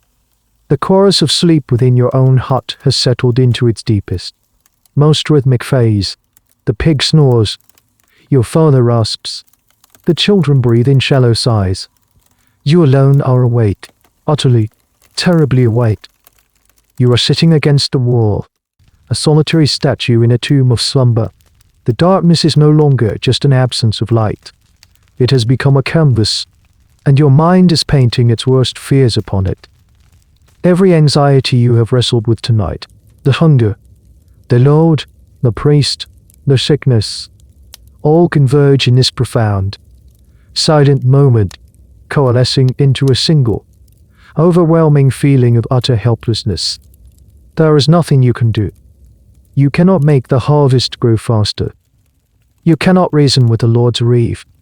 You cannot argue with the priest's vision of hellfire. You cannot build a wall high enough to keep out the sickness, and you cannot scratch away the infestation on your own skin. You are caught in a vast, intricate machine whose gears are made of labor, hunger, and fear, and you are being ground down by its inexorable turning. This profound sense of powerlessness is a core aspect of your existence, one that will be difficult for future generations to truly grasp. In a world of science and agency, they will believe that problems have solutions, that action leads to change. Your world operates on a different logic. The seasons turn, the Lord demands, the church commands, and God orders. Your role is not to act, but to endure. To question this order, to imagine a different life, is a form of madness. It is to beat your fists against the stone walls of a prison you were born into. A great philosophical and historical debate will center on this very point. Did the medieval peasant have any sense of self or agency in the modern sense? Some will argue that your identity was entirely subsumed by the collective, the family, the village, the meadow. You are not an individual, but a part of a larger social organism. Your life defined by your obligations and your place in the great chain of being. Others will argue that this is a dehumanizing oversimplification, that within the rigid confines of your world, you still made choices, held personal beliefs, and possessed a unique consciousness. Tonight, you feel like both are true. You are an individual, a single, terrified point of consciousness, alone with your thoughts in the oppressive blackness, and yet, you are also completely trapped by the collective circumstances of your birth. Your thoughts are your own, but your life is not. You think of your children. You look towards the dark shapes of them, curled near the dead hearth. What will their lives be? The question is a foolish one, because you already know the answer. Their lives will be this. They will learn to swing a hoe, to endure the hunger, to fear the priest, and to die, most likely, in this very hole. You have brought them into this world not to thrive, but to replace you in the great, grinding machine. This thought brings with it a surge of something colder and sharper than fear, a profound, bottomless despair. This is the spiritual weariness the priest spoke of, a listlessness of the soul, a loss of faith not just in God, but in the very possibility of meaning or goodness. It is a sin, he said, a temptation from the devil. But right now, it does not feel like a temptation. It feels like clarity. It feels like the simple, unvarnished truth of your situation. You squeeze your eyes shut, trying to block out the images forming in your mind. Thomas' face, contorted in a final, agonizing cough. The Lord's cold eyes as he finds you for your pig's transgression. The leering faces of the demons in the priest's sermon. But the images are not outside you. They are within. You are alone. Your wife is beside you, but she is lost in her own exhausted sleep. Your father is near, but he is trapped in the fog of old age. Your children are here, but they are too young to share this burden. There is no one to talk to, no one to offer comfort. The communal life of the village, which sustains you during the day, dissolves completely in this deepest, darkest hour. Here, there is only you and the vast, silent, indifferent darkness.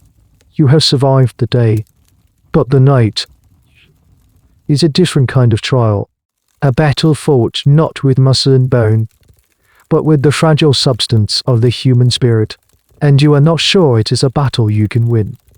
Just as the despair threatens to swallow you completely, a subtle change occurs. It is almost imperceptible at first, a slight dilution of the absolute blackness inside the hovel.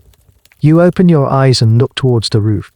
There, in the center, is the smoke hole, the single, rough opening that serves as your only window to the sky. and in that small circle, the oppressive, inky black has softened to a deep, bruised purple. It is the first crack in the night. The dawn is coming. It is not a triumphant arrival.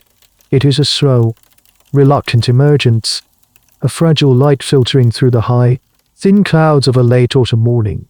But it is light. It is a promise that the long, terrifying reign of the darkness is coming to an end. A wave of release, so profound it feels like a physical warmth, washes over you. You have made it. You have survived another night. You watch the small circle of sky as it slowly brightens, shifting from purple to a pale, washed-out grey. The change is agonizingly slow, but it is undeniable. As the light strengthens, the interior of the hovel begins to emerge from the shadows. The familiar shapes of your world reappear, ghost-like at first, then solidifying into reality. The loom in the corner, the wooden chest, the sleeping forms of your family. They are all still here. The monsters of the night have not claimed them. This moment, the hour of the first morning prayers for the monks, holds a special significance that is hard for a future, electrically lit world to comprehend. For you, the sunrise is not just a beautiful natural phenomenon. It is a daily resurrection. It is the victory of light over darkness, of life over the creeping dread that the night always brings. Your fears, which seemed so monstrous and all-consuming in the absolute blackness, now begin to shrink in the presence of this new, impartial light. They do not disappear, but they lose their sharp, demonic edges. They become, once again, the familiar, manageable anxieties of the day. The historical concept of time for you is fundamentally different from the future's. You do not measure your day in hours or minutes. Your time is cyclical, natural, and visual. Your clock is the sun, the sky. The day is divided into broad, fluid periods marked by the position of the sun and the ringing of the church bells for the hours of prayer, from the first call at dawn to the last one after dark. You don't necessarily know all their names, but you know their rhythm. The first hint of light is the true start of the day's first act. You notice a small, fascinating detail. As the light from the smoke hole hits the lingering haze of smoke and dust in the air, it creates a single, visible beam, like a column of light descending from the heavens into the center of your heart. It's a phenomenon that artists of the future will try to capture in paintings to convey a sense of rustic piety or divine presence. For you, it is simply a sign that the air is, as always, thick with particulate matter, and, more practically, it's a sign that there is now enough light to see what you are doing. You remain still for a few more moments, just watching. The grey light reveals the squalor of your home with an unflinching honesty that the firelight hides. You see the dirt on the floor, the grime on the walls, the damp patches in the thatch. You see the weary lines on your wife's sleeping face, the thinness of your children's blankets. The morning light does not bring beauty. It brings clarity, and with clarity comes the renewed, sober understanding of the day's tasks. The night was a time of passive endurance. The day is a time for active struggle. The fears have not vanished. Thomas is still sick, or perhaps already dead. The Lord's reeve is still waiting for you in the fields. Your stomach is still empty. But now, at least, you can face these challenges on your feet. You can move. You can work. You can act. The helplessness of the dark has been broken by this first, faint crack of dawn. You feel the exhaustion deep in your bones, a heavy, leaden weight, but you also feel a flicker of something else. A grim, stubborn resolve. The night has done its worst, and you are still here. Just as the grey light fills the hovel with its cold, impartial glow, the silence outside is shattered by a sound that is both familiar and cruel. It is the crow of a rooster, not a gentle, pastoral sound, but a raw, tearing shriek that rips through the morning mist. It is the village alarm clock, a tyrant with feathers, announcing the official, non-negotiable start of another day of toil. One rooster crows, and it triggers a chain reaction. Another answers from a neighboring yard, then a third. until the entire village is filled with the cacophony. There is no snooze button on this alarm. It is a command, not a suggestion. The brief, quiet respite of the dawn is over. The machine of the day is starting up again. Inside the hut, the sound begins to stir the sleepers. Your wife murmurs and shifts on the straw sack. One of the children lets out a small cry, not of fear, but a simple complaint at being pulled from a dream. Even your father in the corner seems to rouse, his rasping breath changing its rhythm. The spell of the night is broken. You feel a weight of deep, bone-weary resentment. You have not slept more than a few fitful hours, and your body feels as if it has been beaten with sacks of stones. The thought of getting up, of facing the cold and the labor, is a physical pain, but the rooster's crow is relentless. It is the voice of your obligation, the sound of the world's inexorable demands. Roosters, in your world, are more than just barnyard animals. They hold a deep symbolic meaning. The priest has told you that the rooster is a symbol of watchfulness and resurrection. Its crow is said to drive away demons and evil spirits that roam the night. It is the bird that crowed 3 times when the Apostle Peter denied Christ, a reminder of human weakness and the need for repentance. In the folklore of the village, the rooster is a creature that stands on the border between night and day, a guardian against the forces of darkness. There is a great deal of historical and folkloric debate about the significance of animal symbolism in the medieval mind. Did people truly believe a rooster's crow could repel a demon? Or was it just a comforting story? For you, the answer is, as always, practical. You don't know if the rooster scares away demons, but you know for a fact that it signals the end of the dangerous, terrifying darkness. Its cry means you have survived. And for that, you feel a flicker of gratitude, even as you curse it for heralding the start of your labor. It is both a savior and a slave driver. A curious detail is the ownership of the chickens. While the land and the large livestock might belong to the Lord, chickens and other poultry were often part of the peasant wife's domain. The eggs they produced were a vital source of protein and, as you know from your recent find, a form of currency. The rooster that now tortures you with its crowing is likely one of your own, a creature you feed and care for, which now repays you by being the herald of your exhaustion. The world outside the hovel is slowly waking up. You can hear the first sounds of movement from the other huts. The door hide being scraped back, the lowing of a cow wanting to be milked, a muffled shout. The village is a sleeping giant, and the roosters have poked it into a groggy, unwilling consciousness. You push yourself away from the wall, your joints cracking and popping in protest. Every muscle screams. The brief feeling of resolve that came with the dawn has evaporated, replaced by a dull, aching resignation.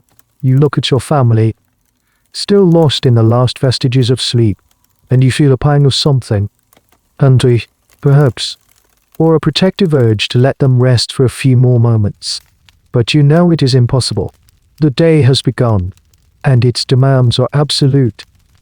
You are the first one up.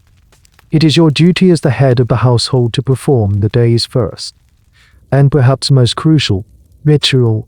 You must go to the hearth, to the mound of grey ash, and see if a single, precious spark of life remains from the night before. The rooster crows again, louder this time, as if impatient.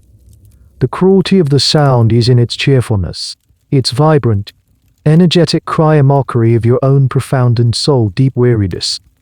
Your first steps of the day are stiff and painful. You cross the cold earth floor, your bare feet recoiling slightly from the damp chill.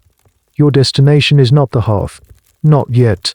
First, you must attend to a more pressing and universal human need. You push aside the heavy hind flap that covers the doorway and step outside. The morning air hits you like a slap in the face. It is cold, damp, and smells of wet earth, wood smoke, and the faint, ever-present odor of waste.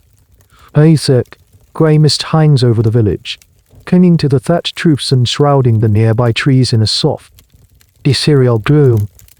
The world is rendered in shades of grey, a monochrome landscape waiting for the sun to give it color. There is no outhouse, no privy, no designated lavatory. Such structures are a luxury of monasteries or the grandest castles. For the entire village, the toilet is the world. You walk a few paces from your own doorway to the area of the yard that your family implicitly uses for this purpose. You squat down, your worn tunic hitched up around your waist. This simple, biological act is one of the most stark and revealing details about the sanitary conditions of your life. The ground around your hovel is saturated with human and animal waste. The concept of separating living space from toilet space is not one that has taken hold. Your yard contains your woodpile, your chickens, the midden heap where you throw food scraps and other rubbish, and your toilet. It is all one multi-purpose area.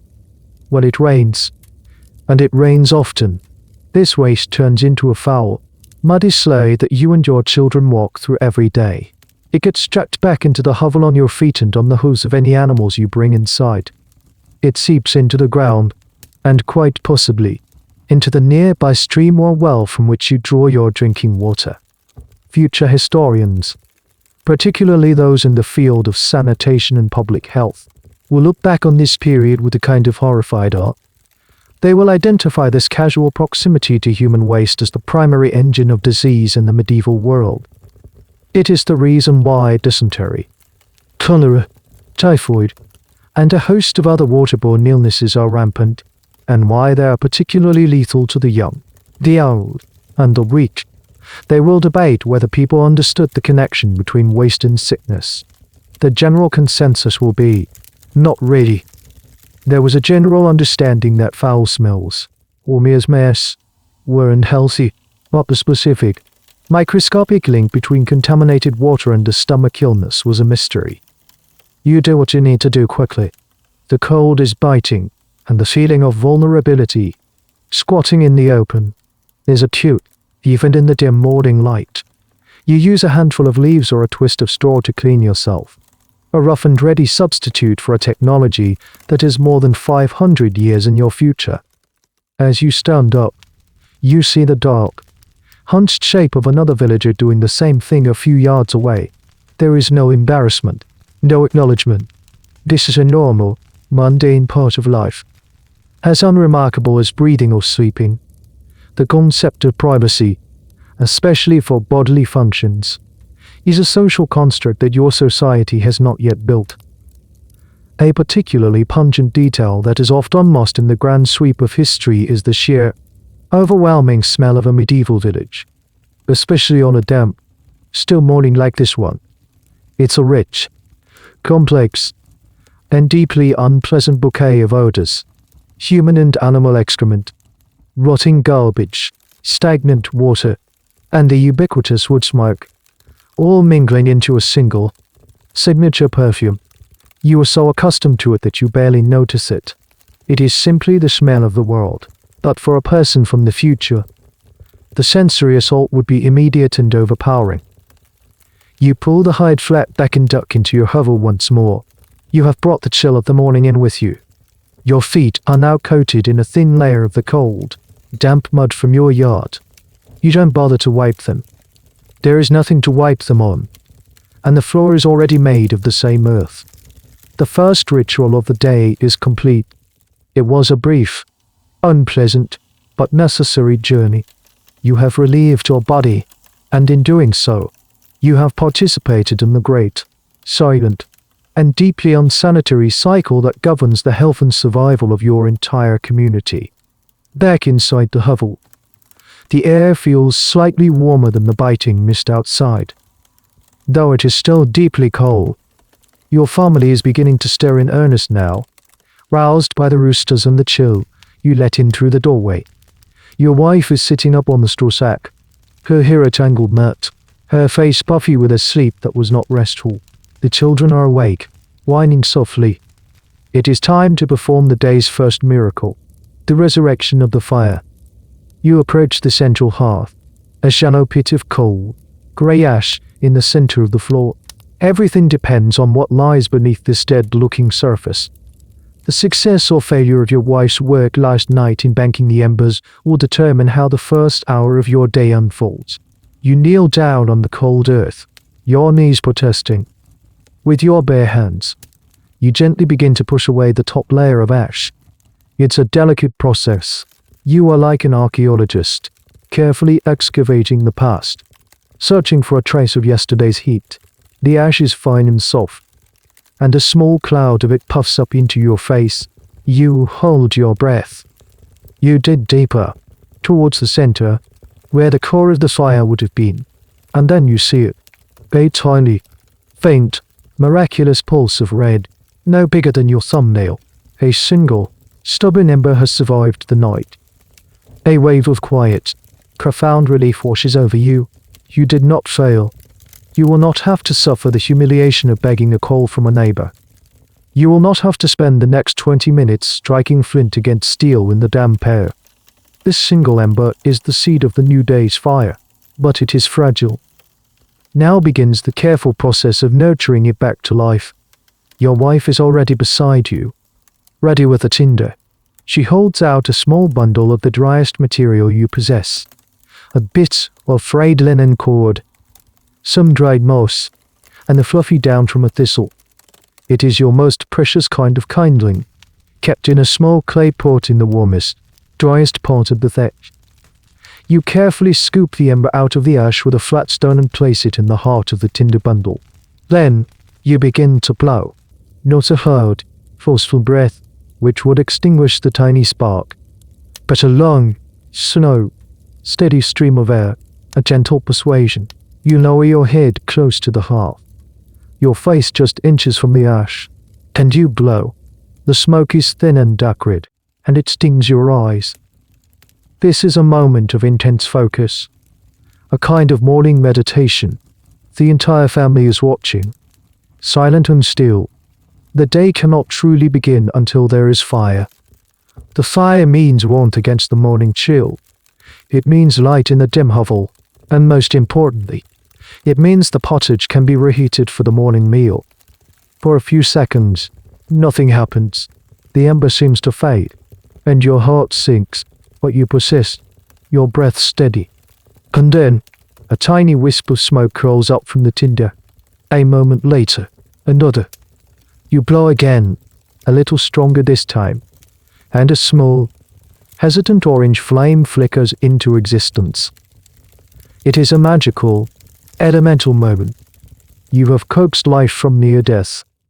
The flame dances, fragile and uncertain at first, then grows stronger as it consumes the tinder. Your wife quickly adds the next layer, a handful of dried twigs and small splinters of wood. They catch, crackling and spitting.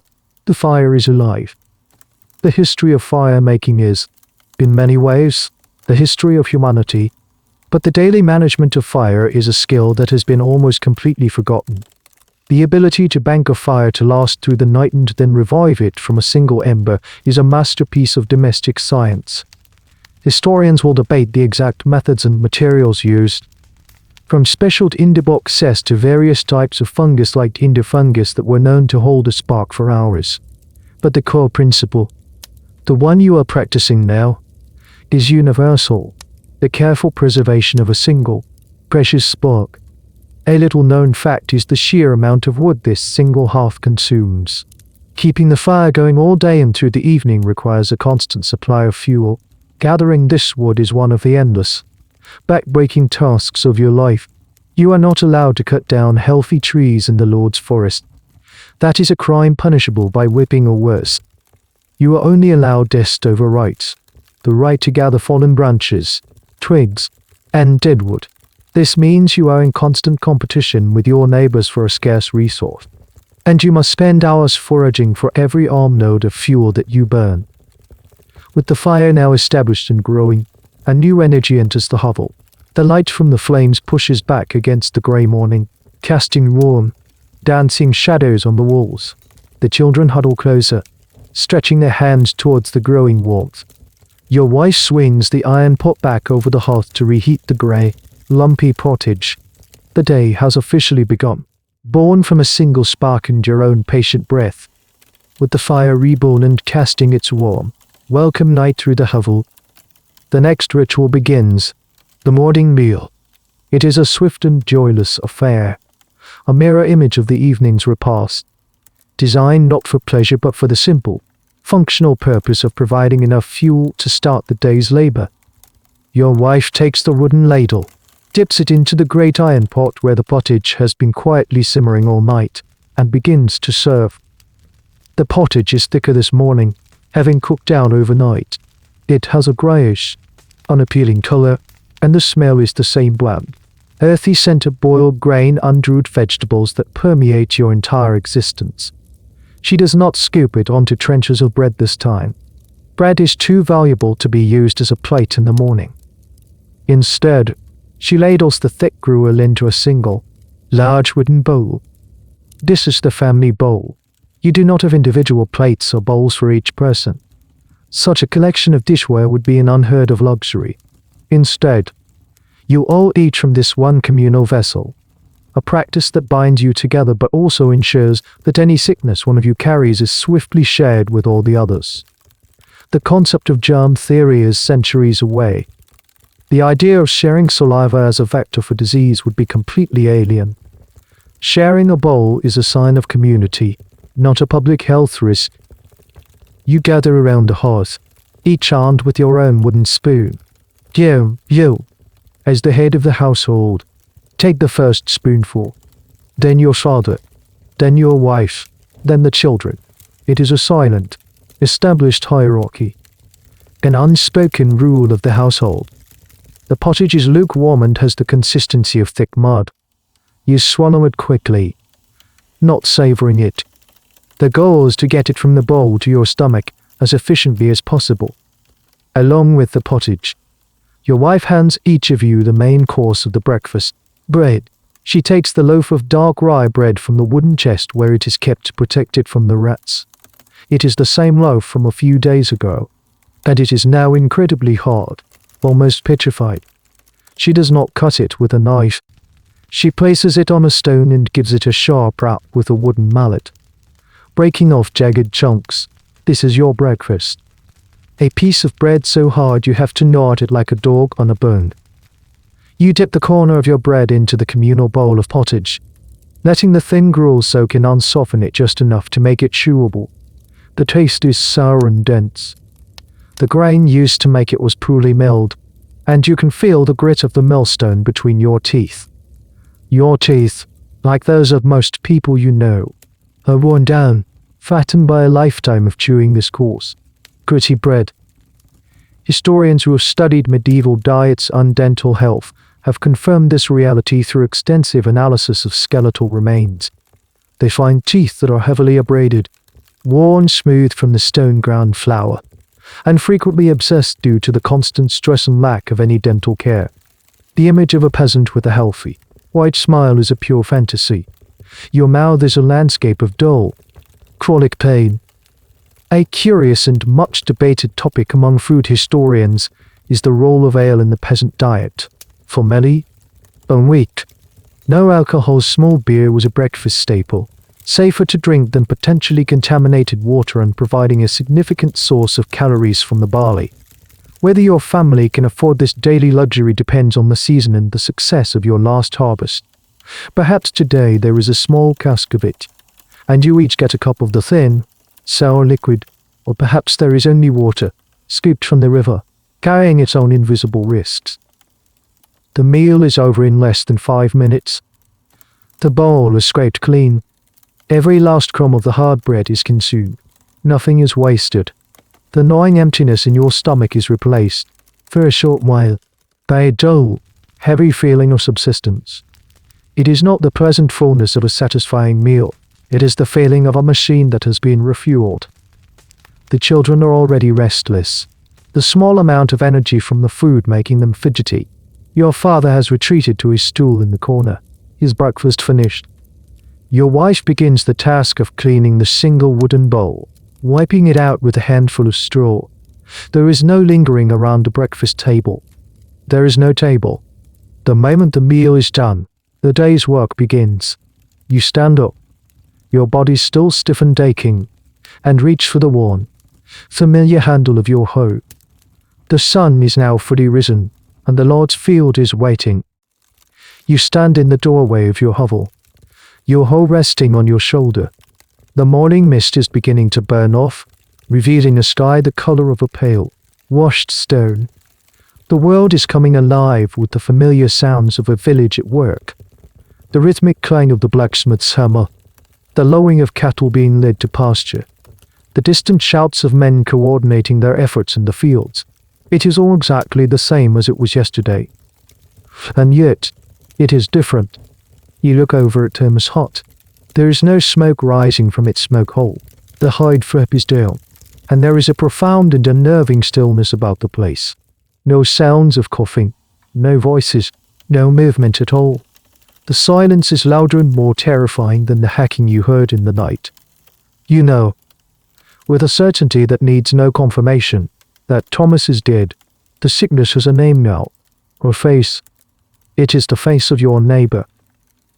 A woman from a few huts down emerges, sees you looking, and makes a hurried sign of the cross before turning her face away and scurrying off towards the river.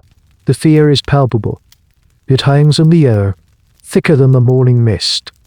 The village, which yesterday was a web of connections, is now a collection of isolated, terrified islands. You turn your gaze away from the silent hut and look towards the fields, the Lord's land. The reeve will be there, waiting. He will expect you. The pestilence may be at your door, but the rhythms of the manorial economy do not stop for death. The winter wheat must be planted. The Lord's profits must be secured. Your obligations are eternal, immutable, more powerful even than the plague, or so it seems. This is a moment that historians will see as a profound turning point. They will argue that the Black Death, in its terrifying destruction, shattered the very foundations of the world you inhabit. By killing so many people, a third, a half, perhaps more, it created a massive labor shortage. Suddenly, your life, and the lives of those peasants who survived, would have value. Lords would be forced to compete for laborers, to offer better wages, lower rents, more freedoms. The rigid bonds of serfdom would begin to crack and, eventually, break. The world of servitude that you have known your entire life is, unbeknownst to you, on the verge of a violent and chaotic transformation. You are standing on the precipice of a new world, one born from the ashes of the old. But you don't know any of that. You are not a harbinger of social change. You are a man who has survived a single, terrible night. Your wife comes to stand beside you in the doorway. She does not look at Thomas' hut. She looks at you. Her face is grim, etched with the same fear that is twisting in your own gut. She hands you a small, heavy bundle wrapped in cloth. It is a piece of the hard, dark bread and a raw onion. Your lunch. You take it from her. Your fingers brush. A brief, fleeting moment of contact. There are no words of comfort, no reassurances. What could you possibly say? The platitudes of faith feel hollow in the face of the silence from next door. The promises of a better life are a fantasy. All you have is this single, shared moment of stark, terrifying reality. A strange and profoundly human question that historians will never be able to answer is what it truly felt like to live with this level of constant, ambient dread. They can document the mortality rates, the economic changes, the social upheaval, but they cannot escape in your stomach as you stand in your doorway, knowing that the world is ending and that you must still go to work. You give your wife a short, almost imperceptible nod. It is an acknowledgement of everything and nothing. It means, I am going. It means, take care of the children. It means, pray. It means, I will see you when the sun sets. If God wills it. You turn and take your first step away from the hovel, towards the fields. You have survived the night of 1348. And now, you must survive the day. You are grateful. In a strange, bitter way. You are grateful for the hunger, for the cold, for the pain in your back, for the sheer, brutal fact of your own breath moving in and out of your body. because to feel these things is to be alive. And in a world where your neighbor's hut has fallen silent, being alive is a victory. It is the only victory you have. You adjust the weight of the hoe on your shoulder and walk towards the rising sun, your feet leaving shallow prints in the damp, unforgiving earth. And so, the story of that one night, that one long and terrible vigil, comes to a close. But for you, here, now, the darkness is different. It is a gentle darkness, a safe harbor. The cold is kept at bay by a soft blanket, and the only sounds are the quiet hums of your own peaceful space. The terrors of that distant world can fade now, like the last embers of a dying fire, leaving behind only the deep, comfortable quiet. Allow the weight of your own body to feel heavy, safe, and supported. You have survived your day, and now, a different kind of night is waiting for you. A night not of fear, but of deep and restorative peace. The story now rests, and as it settles into silence, you can feel your own mind begin to quiet as well. Let the rhythm of your breath be the only story you follow now. Each inhale a gentle wave, each exhale a soft release, carrying you further and further away from the shore of wakefulness. There is nothing left for you to do, nothing to think about. You can simply float on this calm, quiet sea, drifting peacefully towards the gentle horizon of your own dreams. Our journey together tonight ends here, in this quiet place. Should you need another tale to accompany you further into rest, my library of stories is always open for you. May your dreams be kind. Good night.